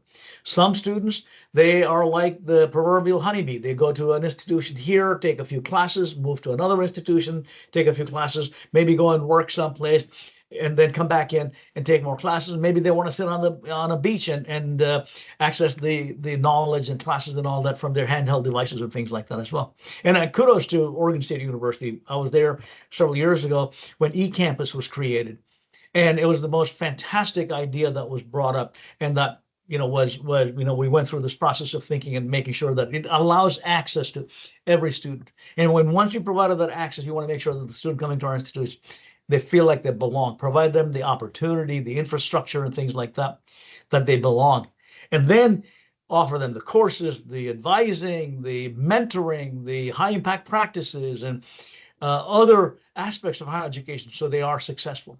Once they're successful, work with them to make sure that post-graduation or post-completion, whatever their intent is, whether it's to get a degree or maybe it's a certificate program or a micro-credential or whatever it is they want to get, make sure that the institution holds their hands in quotes and helps them become whatever it is they want to become as well. Get into the workforce or go into graduate school or go into whatever they want to go into. It's really, really important for our institutions that have counseling services and things like that, that they think of not only helping them, write their resumes and all that, but also making those connections. Our alumni are a tremendous resource that we've got, an asset that we've got, and utilizing those alumni as networking opportunities. Universities and colleges have that role and that responsibility to make those connections as well. That's something that we talk about. So our mission really is to use data and evidence-informed standards and processes to support continuous improvement. And in turn, that is to promote equitable student achievement and success. Equitable in the sense of everybody's given a fair opportunity. It's not like a guarantee that you're going to get an education. We'll provide you the access. We'll give you all the construct that you need to belong here and to be successful. But ultimately, it's your responsibility as a student, to become successful as well. So what we focus on are, as I've said multiple times, it's about student achievement. It's about core competencies, closing the achievement gaps. It's about, by the way, we're the first accreditor across America to require disaggregated data and evidence-informed approaches, right? What I mean by disaggregated data, one of my all-time favorite statisticians' jokes is that, my head's in the freezer, my feet are in the oven, on average, I'm okay. And when you look at averages, all it tells you is averages. But when you dig a little bit deeper, you start seeing that there's a great need to help students that come from, disadvantaged socioeconomic conditions, to help them as well. Not every student can go to a top-notch high school to go to an international baccalaureate program or an advanced placement program or whatever. Many rural schools in Oregon, for example, they don't have the kind of resources that the schools in Portland and Corvallis and Eugene and other cities have. So really incumbent on our institutions to provide us those data as well. And we use that to give feedback to the institutions on whether they're being effective in what they do, whether they're utilizing it for their self-assessment, whether they're utilizing it for their continuous improvement and things like that. Oh, by the way, we require our institutions to be transparent about everything they do. That's something that they must absolutely do. So you'd want to look at that as well as a board. Now, when we talk about standards, these standards are really tied to the U.S. Department of Education requirements. The Department of Education, the Federal Department of Education, has several requirements, everything from student success to curricula to support services to student complaints. We tracked every one of those things, by the way. And what we did was we took those requirements and translated them into our standards. There are just two standards that we have. Number one is about students, the institutional effectiveness, about students and success and learning outcomes and retention and completions, etc. And the second standard is all the underpinnings of making sure those students are successful, which is all the compliance aspects of it as well. The capacity that these institutions have, the resources that they have got, and governance infrastructure they've got, etc. That's what we do. When we think about students, by the way, student success and core competencies, what I'm talking about, which I referred to earlier already, is all this thing about related to critical thinking, problem solving, integrative learning, being ethical, being a professional, being globally competent, culturally competent. That's what we talk about. And oh, by the way, this is not a laundry list that we require every institution to have. They can define what it is that they want to track, and we'll hold their feet to the fire and hold them accountable as well. So that's the approach that we end up using. And the idea really here is to help our institutions aspire to get to a better spot in what they're doing. So how do we do that? We expect our institutions to incorporate what we refer to as student achievement measures, and our evaluation teams go and review those things. It's focused on, obviously, student success. As I said, it's the students, stupid, right at the outset. That's what it is. Making sure that the equity gaps that we see, students coming from disadvantaged communities, what are they doing? By the way, the Northwest Commission, we got rid of the word minority from our lexicon. We do not use that at all. We use the terms such as disadvantaged, underrepresented, underserved communities. Because it's not only about, students of color, not only students that, such as African Americans or Hispanics or whatever. It's all students. And that's why we use the term disadvantaged communities. So the other part of it is to disaggregate the data, as I said. And what we ask our institutions to do, a really outstanding proxy, by the way, one of the best proxies is Pell eligibility. Pell eligibility. Any student that is on Pell grants comes from a disadvantaged community. They may be Caucasian, they may be African American, they may be Hispanic or Native American or Asian American or whatever it is, but they come from really challenging socioeconomic backgrounds. And Pell eligibility is an outstanding proxy for that, and we use that data set as a critical measure of what's going on. Yeah, sure, institutions will provide us information about race and ethnicity and gender and first generation, et cetera. But whatever it is that is meaningful to the institution, we say provide that information to us. And Pell eligibility is an excellent proxy for doing these kinds of things. We also require our students to tell us about how they compare against their peers. Institutions will define their peers, they'll identify their peers. We don't tell them who their peers are. We want the institution to do that. And then the idea really is about focusing on continuous improvement and be sure to provide all of that information in a transparent manner, that parents know about it, stakeholders know about it, that it's not some secret that they've got behind some firewalls and things like that. This needs to be open and transparent, that it needs to be shared with everybody as well. Switching gears a tad bit and talking a little bit about boards and governance. So really the marching orders for a lot of public institutions, of course, come from the legislature / the executive. If it's a church-supported institution, it comes from whatever the church hierarchy is. And if it is a tribal institution, it is a tribal government that provides those marching orders. And then that is brought to the boards. And then from the boards, it goes to the college leadership. And we say that the legislature or the executive or other government bodies should not reach down into the college leadership, as is happening in a number of states across America right now. Okay, but it really is the responsibility of the board, such as yours, to be able to engage with the institutional leaders and help them develop the path forward as well. That's what we talk about when we talk about boards and governors. We have a standard 2A1, and we have eligibility requirements, which are critically important. The standard 2A1 is really the institution must demonstrate to us that they have an effective governance structure. And it goes on to talk about what that governance structure is going to be about. And then the eligibility requirements, there's 3 of them, number 9, number 10, and number 11. Number 9 speaks to functioning governing boards. 10 speaks to the chief executive officer, who is appointed by the governing board, whose full-time responsibility is to the institution. So the executive officer works with the institution, what happens inside of the institution, based on the marching orders that they receive from boards. And last but not least is that the administration, in addition to the chief academic officer, chief executive officer, you've got other individuals that have a responsibility to administer and manage the affairs of the institution itself. That's what this is all about.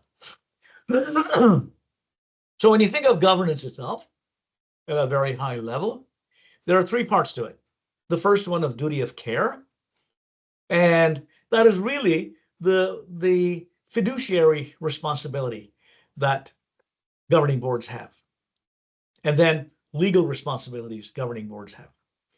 The second aspect of this is the duty of loyalty, that boards have a responsibility to advance the mission of the institutions. It's about working together, that they don't have these conflicts of interest, and everything that the board does, excuse me, is in the best interest of the institution. Boards also serve as ambassadors and advocates for those institutions, by the way. And last but not least is the duty of obedience itself, and that the board makes sure that the institution is paying attention to applicable state and federal laws and regulations, and the accreditors' standards, policies, and requirements. Also, you've got your own bylaws and policies that you would adhere to and make sure that the institutions that are under your purview are paying attention to those sorts of those requirements that are articulated in those bylaws and policies as well. So a little bit about, as you segue from boards and governance and things like that, the opportunities afforded as institutions of higher education being the cradles of innovations and creating opportunities and things like that.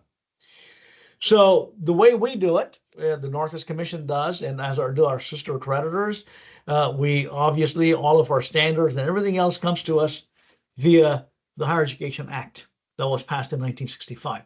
And we also engage with organizations like yours, the Higher Education Coordinating Commission or the Washington Student Achievement Council or others in our region. And we engage with them and we've developed these substantive change proposals. Any institution that wants to innovate, it doesn't matter what it is. It could be a crazy idea. We inform them, send us your ideas through the substantive change process. You may have seen here about a year ago, we approved the creation of accelerated baccalaureate degrees, 3-year degrees. And that came to us through the substantive change process. And I'll tell you a little bit more about that in just a second. So that's a great opportunity. If you don't know it, and the staff of the Oregon Higher Education Coordinating Commission, we keep them informed of what's going on. Ben automatically receives copies of all the letters that we do to our institutions. And so the substantive change process is a wonderful opportunity for institutions to submit ideas for innovations. You know, sometimes, institutions will say, oh, no, the accreditor won't allow us to do it. Bogus. If you ever hear that an institution says, the accreditor won't allow you to, tell them it's fake news. Tell them that they need to check with the accreditor to make sure that is not so, because it is not so. I can tell you that based on my own experiences, having been in academia and having been now the accreditor here as well. The accelerated baccalaureate degrees, the intent behind that is that in lieu of the traditional 4-year 120 or 184 credit hour, depending on whether you're a semester or a quarter system. That's been the mantra for well over 100 years in America.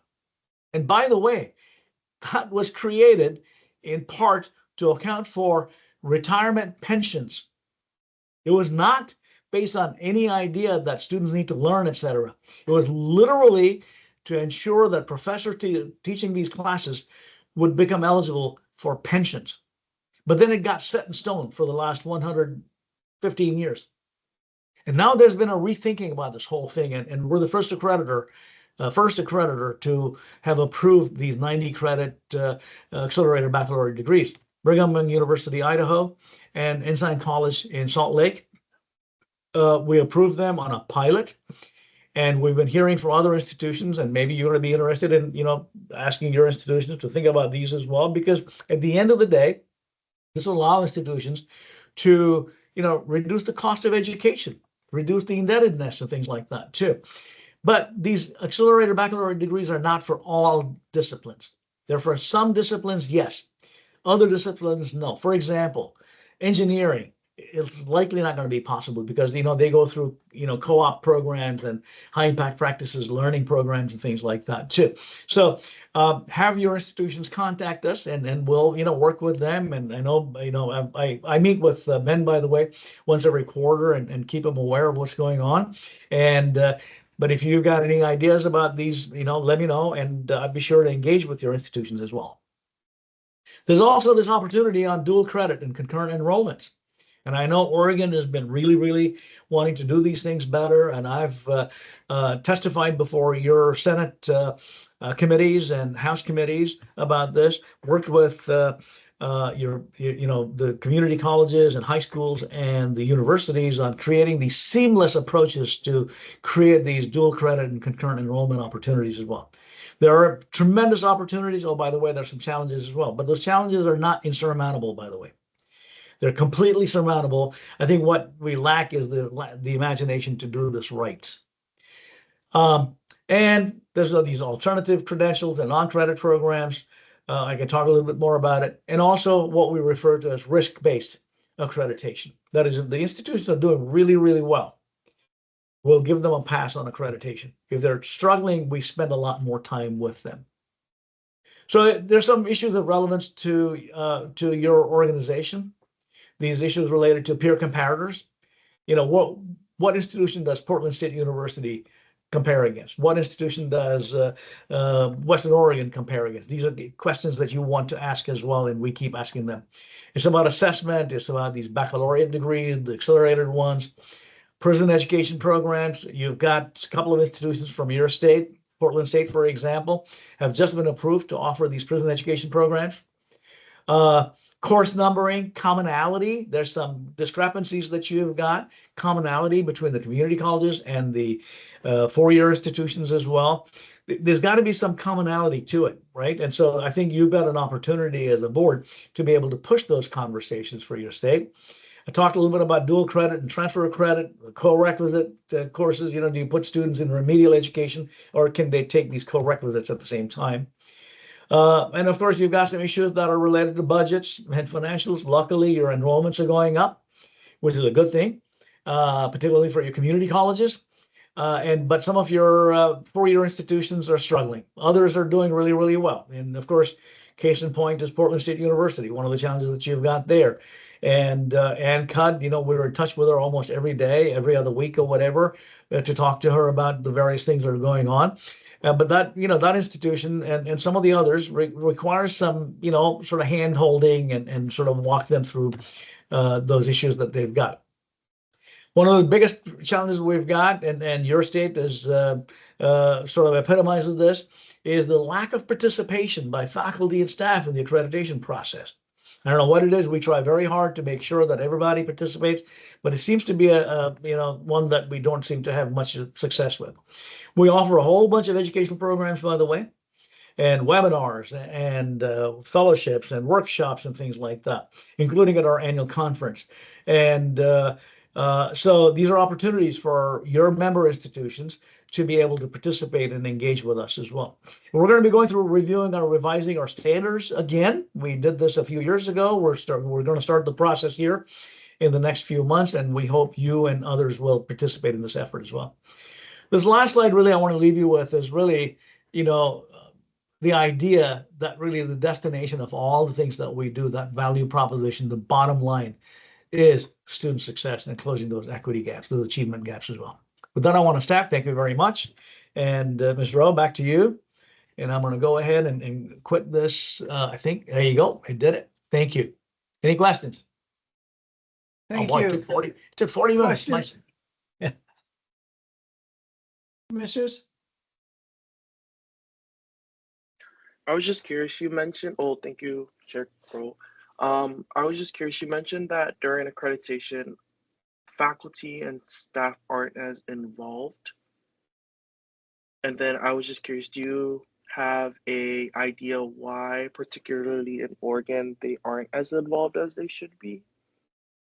Yeah, you know, I tell you, having been a faculty member as well back in the day, you know, faculty want to be left alone to do what they do best, which is to do the teaching, to do the thinking, to do the research and engagement and things like that. That's what they want to do, right?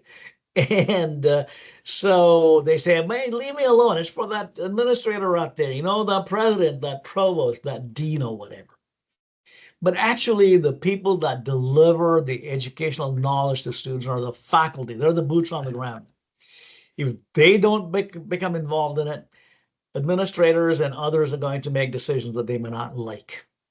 Okay? And so really critically important. So what I do is spend a lot of time is I travel to our college campuses all the time and convey to them the importance of being, you know, participants in this whole process. Because if you don't participate, I tell you, you have no say in the matter. You know, one of my all-time favorite sayings that Woody Allen, I heard him say it first, and it's actually attributed to Winston Churchill and before him to somebody else, is the world is run by people who show up, right?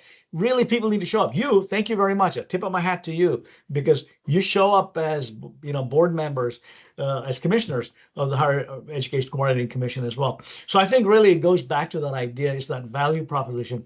Faculty, just like the public, apparently does not see value in what they do, what accreditation is all about. Accreditation is really holding a mirror up to them to make sure that they're doing everything right. And so I hope in your roles as commissioners, you'd be able to go ahead and convey that sense to them that they need to be participating as well. Yes, sir. Mr. Devlin. Wait, Commissioner Martinez first, please. Oh, my bad. Sorry. That's okay. Thank you, Chair Rowe. I was just, so looking at this, I really appreciate this report. It actually is making, in light of everything, my nerves calming down a little bit, that a lot of what you're saying really hits home. And I was curious then, so if this is a commission for these states, are there other commissions similar to this or exactly like this across the state? And do they have the same standards and core competencies nationally, or similar at least? So Commissioner Martinez, thank you very much for that question, that observation as well. And yes, across America, so we are referred to, the Northwest Commission is referred to as an institutional accreditor, that we look at the entire institution, right? And we are in the 7 states in the Pacific Northwest. And like us, there's an accreditor called WASC, Western Association, down in California. They do institutions in California and Hawaii and Guam and the Pacific Islands. Then there's one in the Southern Association. They do all the Southeastern institutions. And there's New England Commission. There's Higher Learning Commission in the Midwest. And there's the Middle States Commission out in Pennsylvania along the Mid-Atlantic, for example, right? And our marching orders come to us from the Higher Education Act, passed in 1965, that is updated supposed to be done every 5 years, but it's never been updated. In America, we just kick the can, right? And let somebody else take care of the problem. And so you do these things by executive order and things like that. That's what's happening. But regardless, we get these regulations from the federal government, and we take those regs, and then those regs, by the way, are developed with input from people like you and me and the rest of America. We need to be engaged in those conversations. But like in everything else, people don't show up to engage in those conversations, right? And but those regs come to us, and our standards and our requirements, our policies and procedures must align with those. We also align our standards with the state requirements that you've got. Each state is quite a little unique. So we try to sort of thread the needle in quotes, right?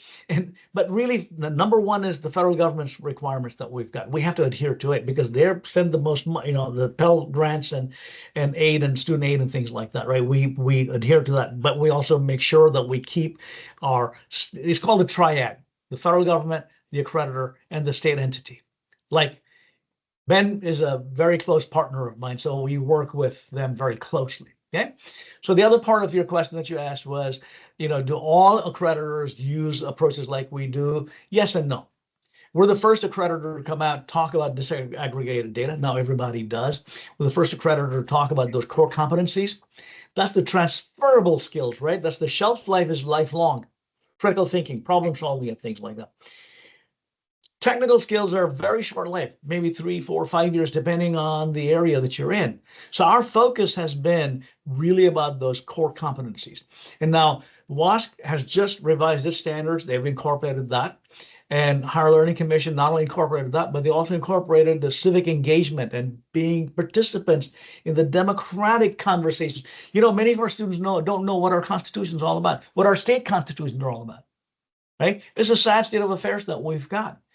And so as we go through this revision and all that, we're going to incorporate that aspect of it too. This about the civic engagement and democracy is critically important for us. And we see this happening every day with all the things that are going on in America, right? So that's what I taught. Commissioner Middleton. Thank you. Commissioner Middleton and then Commissioner Devlin. Thank you, Chair Rowe. And Dr. Ramaswamy, I want to say, first of all, I really appreciate your enthusiasm and the knowledge that you've brought, and this report is very, very well done. I had a couple of things that I wrote some notes down about. It seems like you've really got a handle on what your organization is doing and what you're responsible for, and the value proposition that you lay out there very well is is perfectly in line with, I think, what higher education is supposed to do. And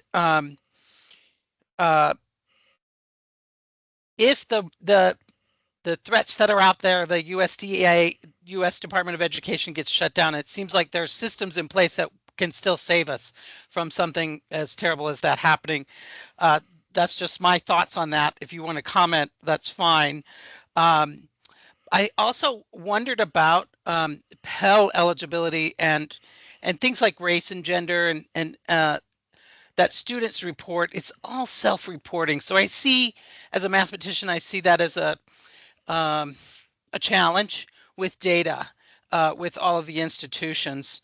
And I wanted to stick up for faculty in that I'm on the accreditation team at my institution, and I know several faculty who are very enthusiastic about doing that work. And it is true that faculty don't like filling out reports. We want to be in the classroom, be with our students, and acknowledge those things, but we're the ones who do know what should be included. We know the student stories. We know that those things. So those are my comments, and if you have anything to respond, I'd welcome your comments. Right. Commissioner Middleton, thank you so much for those observations.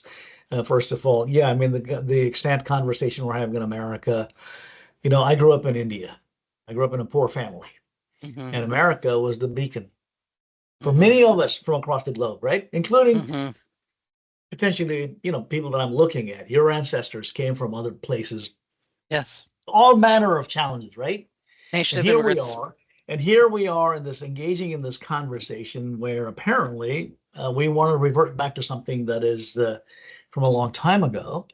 And part of it is that that these constructs that we've had in this country that have helped get us to where we are today, they want to do away with those things, right?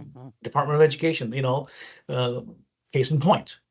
And not to exhibit my personal politics or whatever, but the case in point is the education department has done very well ever since it was established, going back about 45, 50 years ago, right? And so just, it's the proverbial throwing of the baby with the bathwater. Because you don't like certain aspects of it, you don't want to take the whole thing and destroy it and get rid of it. Because the Department of Education holds our institutions and us collectively accountable through entities like mine. Right? They also make sure that the money that's being sent is being spent properly. There's some, proper controls that are created as part of it as well. And so that is a challenge that we've got, I think, collectively. So what I said, what I say to my colleagues, my commissioners, my board, I have a board of commissioners of 21 individuals in our member institutions. I send these articles of interest constantly to them to read and things like that, to be engaged, is, we just focus on the fundamentals of what we do in higher education. Students. Yes, period. That's right. Students focus first. on it. All this is noise that's going on. Let's demonstrate the value we bring by the work that we do. There are, tip of my hat to the faculty and staff that do this really hard work. Let's focus on that part of it and let our actions speak. Right? That's the word that I use as well. So I think that's all we can do. And you as a commissioner, you as a faculty member, you said you're a faculty member, math. Well, thank you very much. And I mean, these are things that are really, really important, right? And we got to let our actions do the talking. We don't need to go in and get into, I'm going to beat you up and I hate you, et cetera, et cetera. Let's let our actions do the speaking. And I think we can overcome this, paraphrasing MLK Jr., right? This too shall pass. This too shall pass. Yeah. Agreed. And let's work on it. And engaging students in their environment, engaging them in their community. One of the ways that we do that well at community colleges is through Associated Student Governments, ASG, and we have new opportunities there to reimagine that since the departure of that of the organizing group in the state. So I'm hoping that we do get that. The other part of it, if I may, Commissioner Middleton, is really exhorting everybody else is you've got an opportunity individually and collectively. You live in different parts of Oregon, for example. Yes. You're members of those communities. For you to engage with that local community, that local, council, that local Chamber of Commerce, that, write those articles that speak to the value of higher education, what this is all about. And, we all kind of said, yeah, I'm so busy, I got to do these. And like I said, tip of my hat to you for serving in this role that you're in. But really, if you and I don't engage in this, I just think, have been in communication with Clark Gilbert. He is the head of the church education system for the Mormon Church, which is Brigham Young University, Provo, and Idaho, and Hawaii, and Ensign College, etc. And I asked him to please speak about, and write articles, letters to the editor, for example, in major publications. Their experiences as what we say is, number one, we honor your mission. We never tell an institution, thou shalt. We've never done that. We're not a prescriptive organization, by the way. By the way, Commissioner Martinez, we're the first accreditor to do that. We don't prescribe. We have these standards. We want you to get to it or exceed it. So I think really all of us need to be engaged in these things. Get people, a lot of people. You're representing a huge, population out there in your individual communities. And doing those kind of things, speaking to this value of education is really, really important. I go to churches, I go to mosques, I go to synagogues and speak about education. I speak of, my background is in food and agriculture, as you may have heard. And I speak about all those things. We have an opportunity to address the human condition. Education is what got me out of the morass of poverty. Many of our students, many of you got you out of where you were. Right? I think we can speak to it. We have lived it. We can speak to it. Thank you. Thank you. Commissioner, yes, Commissioner Devlin, and then I have a few questions. Yeah, thank you, Madam Chair. When I was in the legislature for a number of years while I was there, I served on a committee that only met once a year. And it was a legislative advisory committee to WICHE.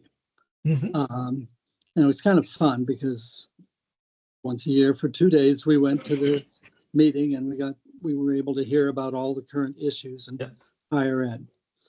I remember a meeting probably a decade ago where there was a little bit of controversy about accreditation entities in terms of some entities, regional entities, were virtually accrediting practically everybody that applied for accreditation. And the discussion was on something I don't understand completely. I don't know if it affects accreditation institutions or just higher ed institutions. The general feeling was that people were going to have to give reciprocal approval to any institution approved by another formal accreditation organization. Can you explain to some degree what has happened with that? And I mean, part of the concern then was the proliferation of for-profit institutions and the fact that in many cases they didn't appear to be serving the students, but more serving the bottom financial line. Right. Well, Commissioner Devlin, thank you so much for that observation and that question as well. Yes, and that's the way it was. For quite some time, that particularly the for-profit institutions were being given a pass on a lot of the requirements and things like that. But I can tell you in the last, I'd say about 10 years, particularly in the last about 8 years or so, there's been a quantum change in how the standards and requirements are applied in the context of every institution. And a number of those for-profit institutions have disappeared. For example, the Dream Centers. You may have heard of the Dream Centers, right? And also in the state of Oregon, you had DeVry University and others that used to, really, I mean, they were ripping off particularly students that came from disadvantaged communities. They said, "Oh, y'all come, you can get an education here." And so what's happening, for example, with the University of Phoenix right now, right? They have an abysmal graduation rate of around 10, 11% or something like that. Okay, they're being held accountable, really, really tough. And so the Department of Education is starting to clamp down on them Higher Learning Commission, which is my sister accreditor out of Chicago, they're clamping down on them as well. And all of those are coming together, really saying that, we're going to hold you accountable on, you need to meet these expectations. So several of those for-profits have disappeared. Strayer, DeVry, and all these folks. Now they're trying to reincarnate in a different avatar. But if they come back to be accredited, so they would go happily to this accreditation body called ACICS. ACICS, the Obama administration tried to shut it down, and then the Trump administration came and resurrected it, and the Biden administration came and shut it down. And so it's like a yo-yo that goes up and down. They're the ones that gave that easy pass, by the way, ACICS, and not WASC, not Higher Learning Commission, not the Northwest Commission, right? And so there are some accreditors which are not as challenging. That's the way they were. But I go through, just like we hold our universities through this process of accreditation. Once every 7 years, we have the cycle that we go through, and we're an in-your-face, high-touch, high-contact accreditor, by the way. I mean, I'm on them every day on our institutions. We're constantly engaged. NACICI, the National Advisory Committee for Institutional Quality and Integrity, they're the ones that, in quotes, accredit us once every 5 years. Okay, so in this process of being recognized and accredited by NACICI, some of those accreditors have disappeared that you may have seen a few years back. And I think it's a much better context. It's not fantastic, but it's a much better context that we've got. However, with the new administration coming in, we don't know what's going to happen. Who is going to be the person in charge of the Department of Education, how they approach this whole thing with holding accreditors accountable, holding institutions accountable. Thank you. Dr. Ramaswamy, you only have about 2-3 more minutes, and I have 2 questions, please. Yeah. One is that you talked about your role in sort of the determining the financial health of institutions. And as you know, we have a role in that also. And it's hard to see sometimes sort of, are we going to be able to fulfill our responsibility if an institution is in financial peril to be essentially an early warning system for the governor and the legislature. So I'm wondering, first of all, how you see your role and ours. Do you have information that we should be viewing earlier than we potentially get it to make sure that we are equally responsible for determining financial health? Yeah, well, Chair Rowe, yes, absolutely, that is true. We have it's the triad. So as I said, I'm in constant touch with Ben Cannon and what we do, and also some of the Higher Education Coordinating Commission staff, for example. I know Veronica really well, and some of the others as well. We work with them very closely to make sure that we are staying in touch with them. Whenever we have this heightened monitoring on an institution, financial monitoring, for example. So one of those is Multnomah that, was going down the tubes. It's a private institution, not one of your state institutions. And you really technically don't have purview over that institution. And that institution was going down the tubes, but we kept Ben aware of what was going on. Okay. And so that way, and so when we do these, our investigative teams, our peer evaluation teams go in and look, we do letters of action. That letter of action is automatically copied to Ben as well. And so he gets these things, and he farms it out to his, I believe, to his colleagues within his organization. And then you may have the purview of it over it as well. I don't know what happens, but we keep him informed. And I've hopped on the phone, by the way. I've got his cell phone number. We call each other as well if there's a need to, because we learned some lessons from Concordia, Portland. Okay. Yes. Which went down the tubes. That was terrible. We didn't know what was happening either. Nope. And so that was a terrible situation that we had. So we made the decision we will not allow that to happen again. Okay, thank you. The last question I have is, I heard you say that you are not, I understand you're not prescriptive, but you mentioned things that happen at individual institutions, like the need for commonality in course numbering, which is, of course, one of our favorite subjects, and things like co-requisites that are developing. And Yep. so I wondered if you could explain to commissioners whether you have a way, even if you're not prescriptive, of encouraging these innovations that are definitely student facing, because you talked about students first, Yeah. and some institutions, as you know, are much, much slower at considering, much less adapting some of these innovations. Yeah. So can you encourage, if not prescribe? Commissioner Rod, no, we do not prescribe. I don't walk around with a stick in my back pocket. And I see Abby Lee is on this call as well.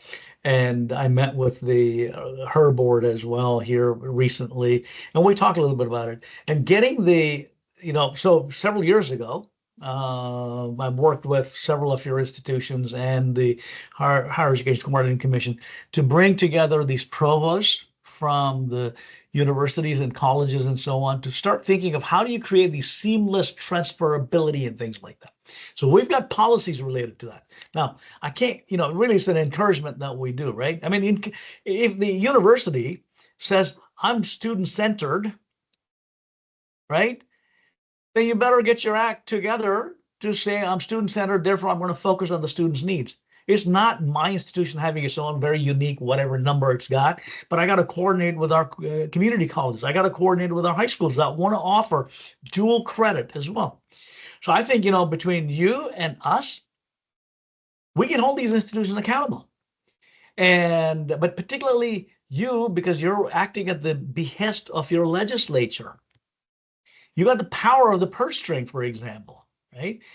And I tell you, really, at the end of the day, the person that controls the purse strings is the one that can dictate. I don't control the purse strings per se, but I don't walk around with a stick either. But we do a lot of encouragement and look at other states that have done this. They're thriving. Yes, it's not. Right? It's not rocket science. It's not rocket science. And really, again, what I do is I shame them, saying that if you're all about students, then you better get your act together and start focusing on the students.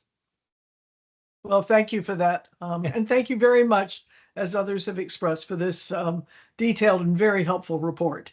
And it's a pleasure to know that the work y'all do and how it supports the work we're trying to do. And yes, we give a lot of encouragement also.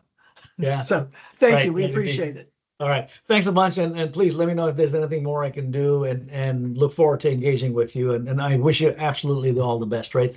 Thank you for what you did. Thank you. Bye, Guthrie. Well, Bye, President Ramaswamy. thank you. Thank you, commissioners. That's helpful information to know. Okay, we are on to the last item of the agenda, and I see we have, I think, Sherry Dunn and Charlie Hopewell and Jennifer Newby. Am I right? All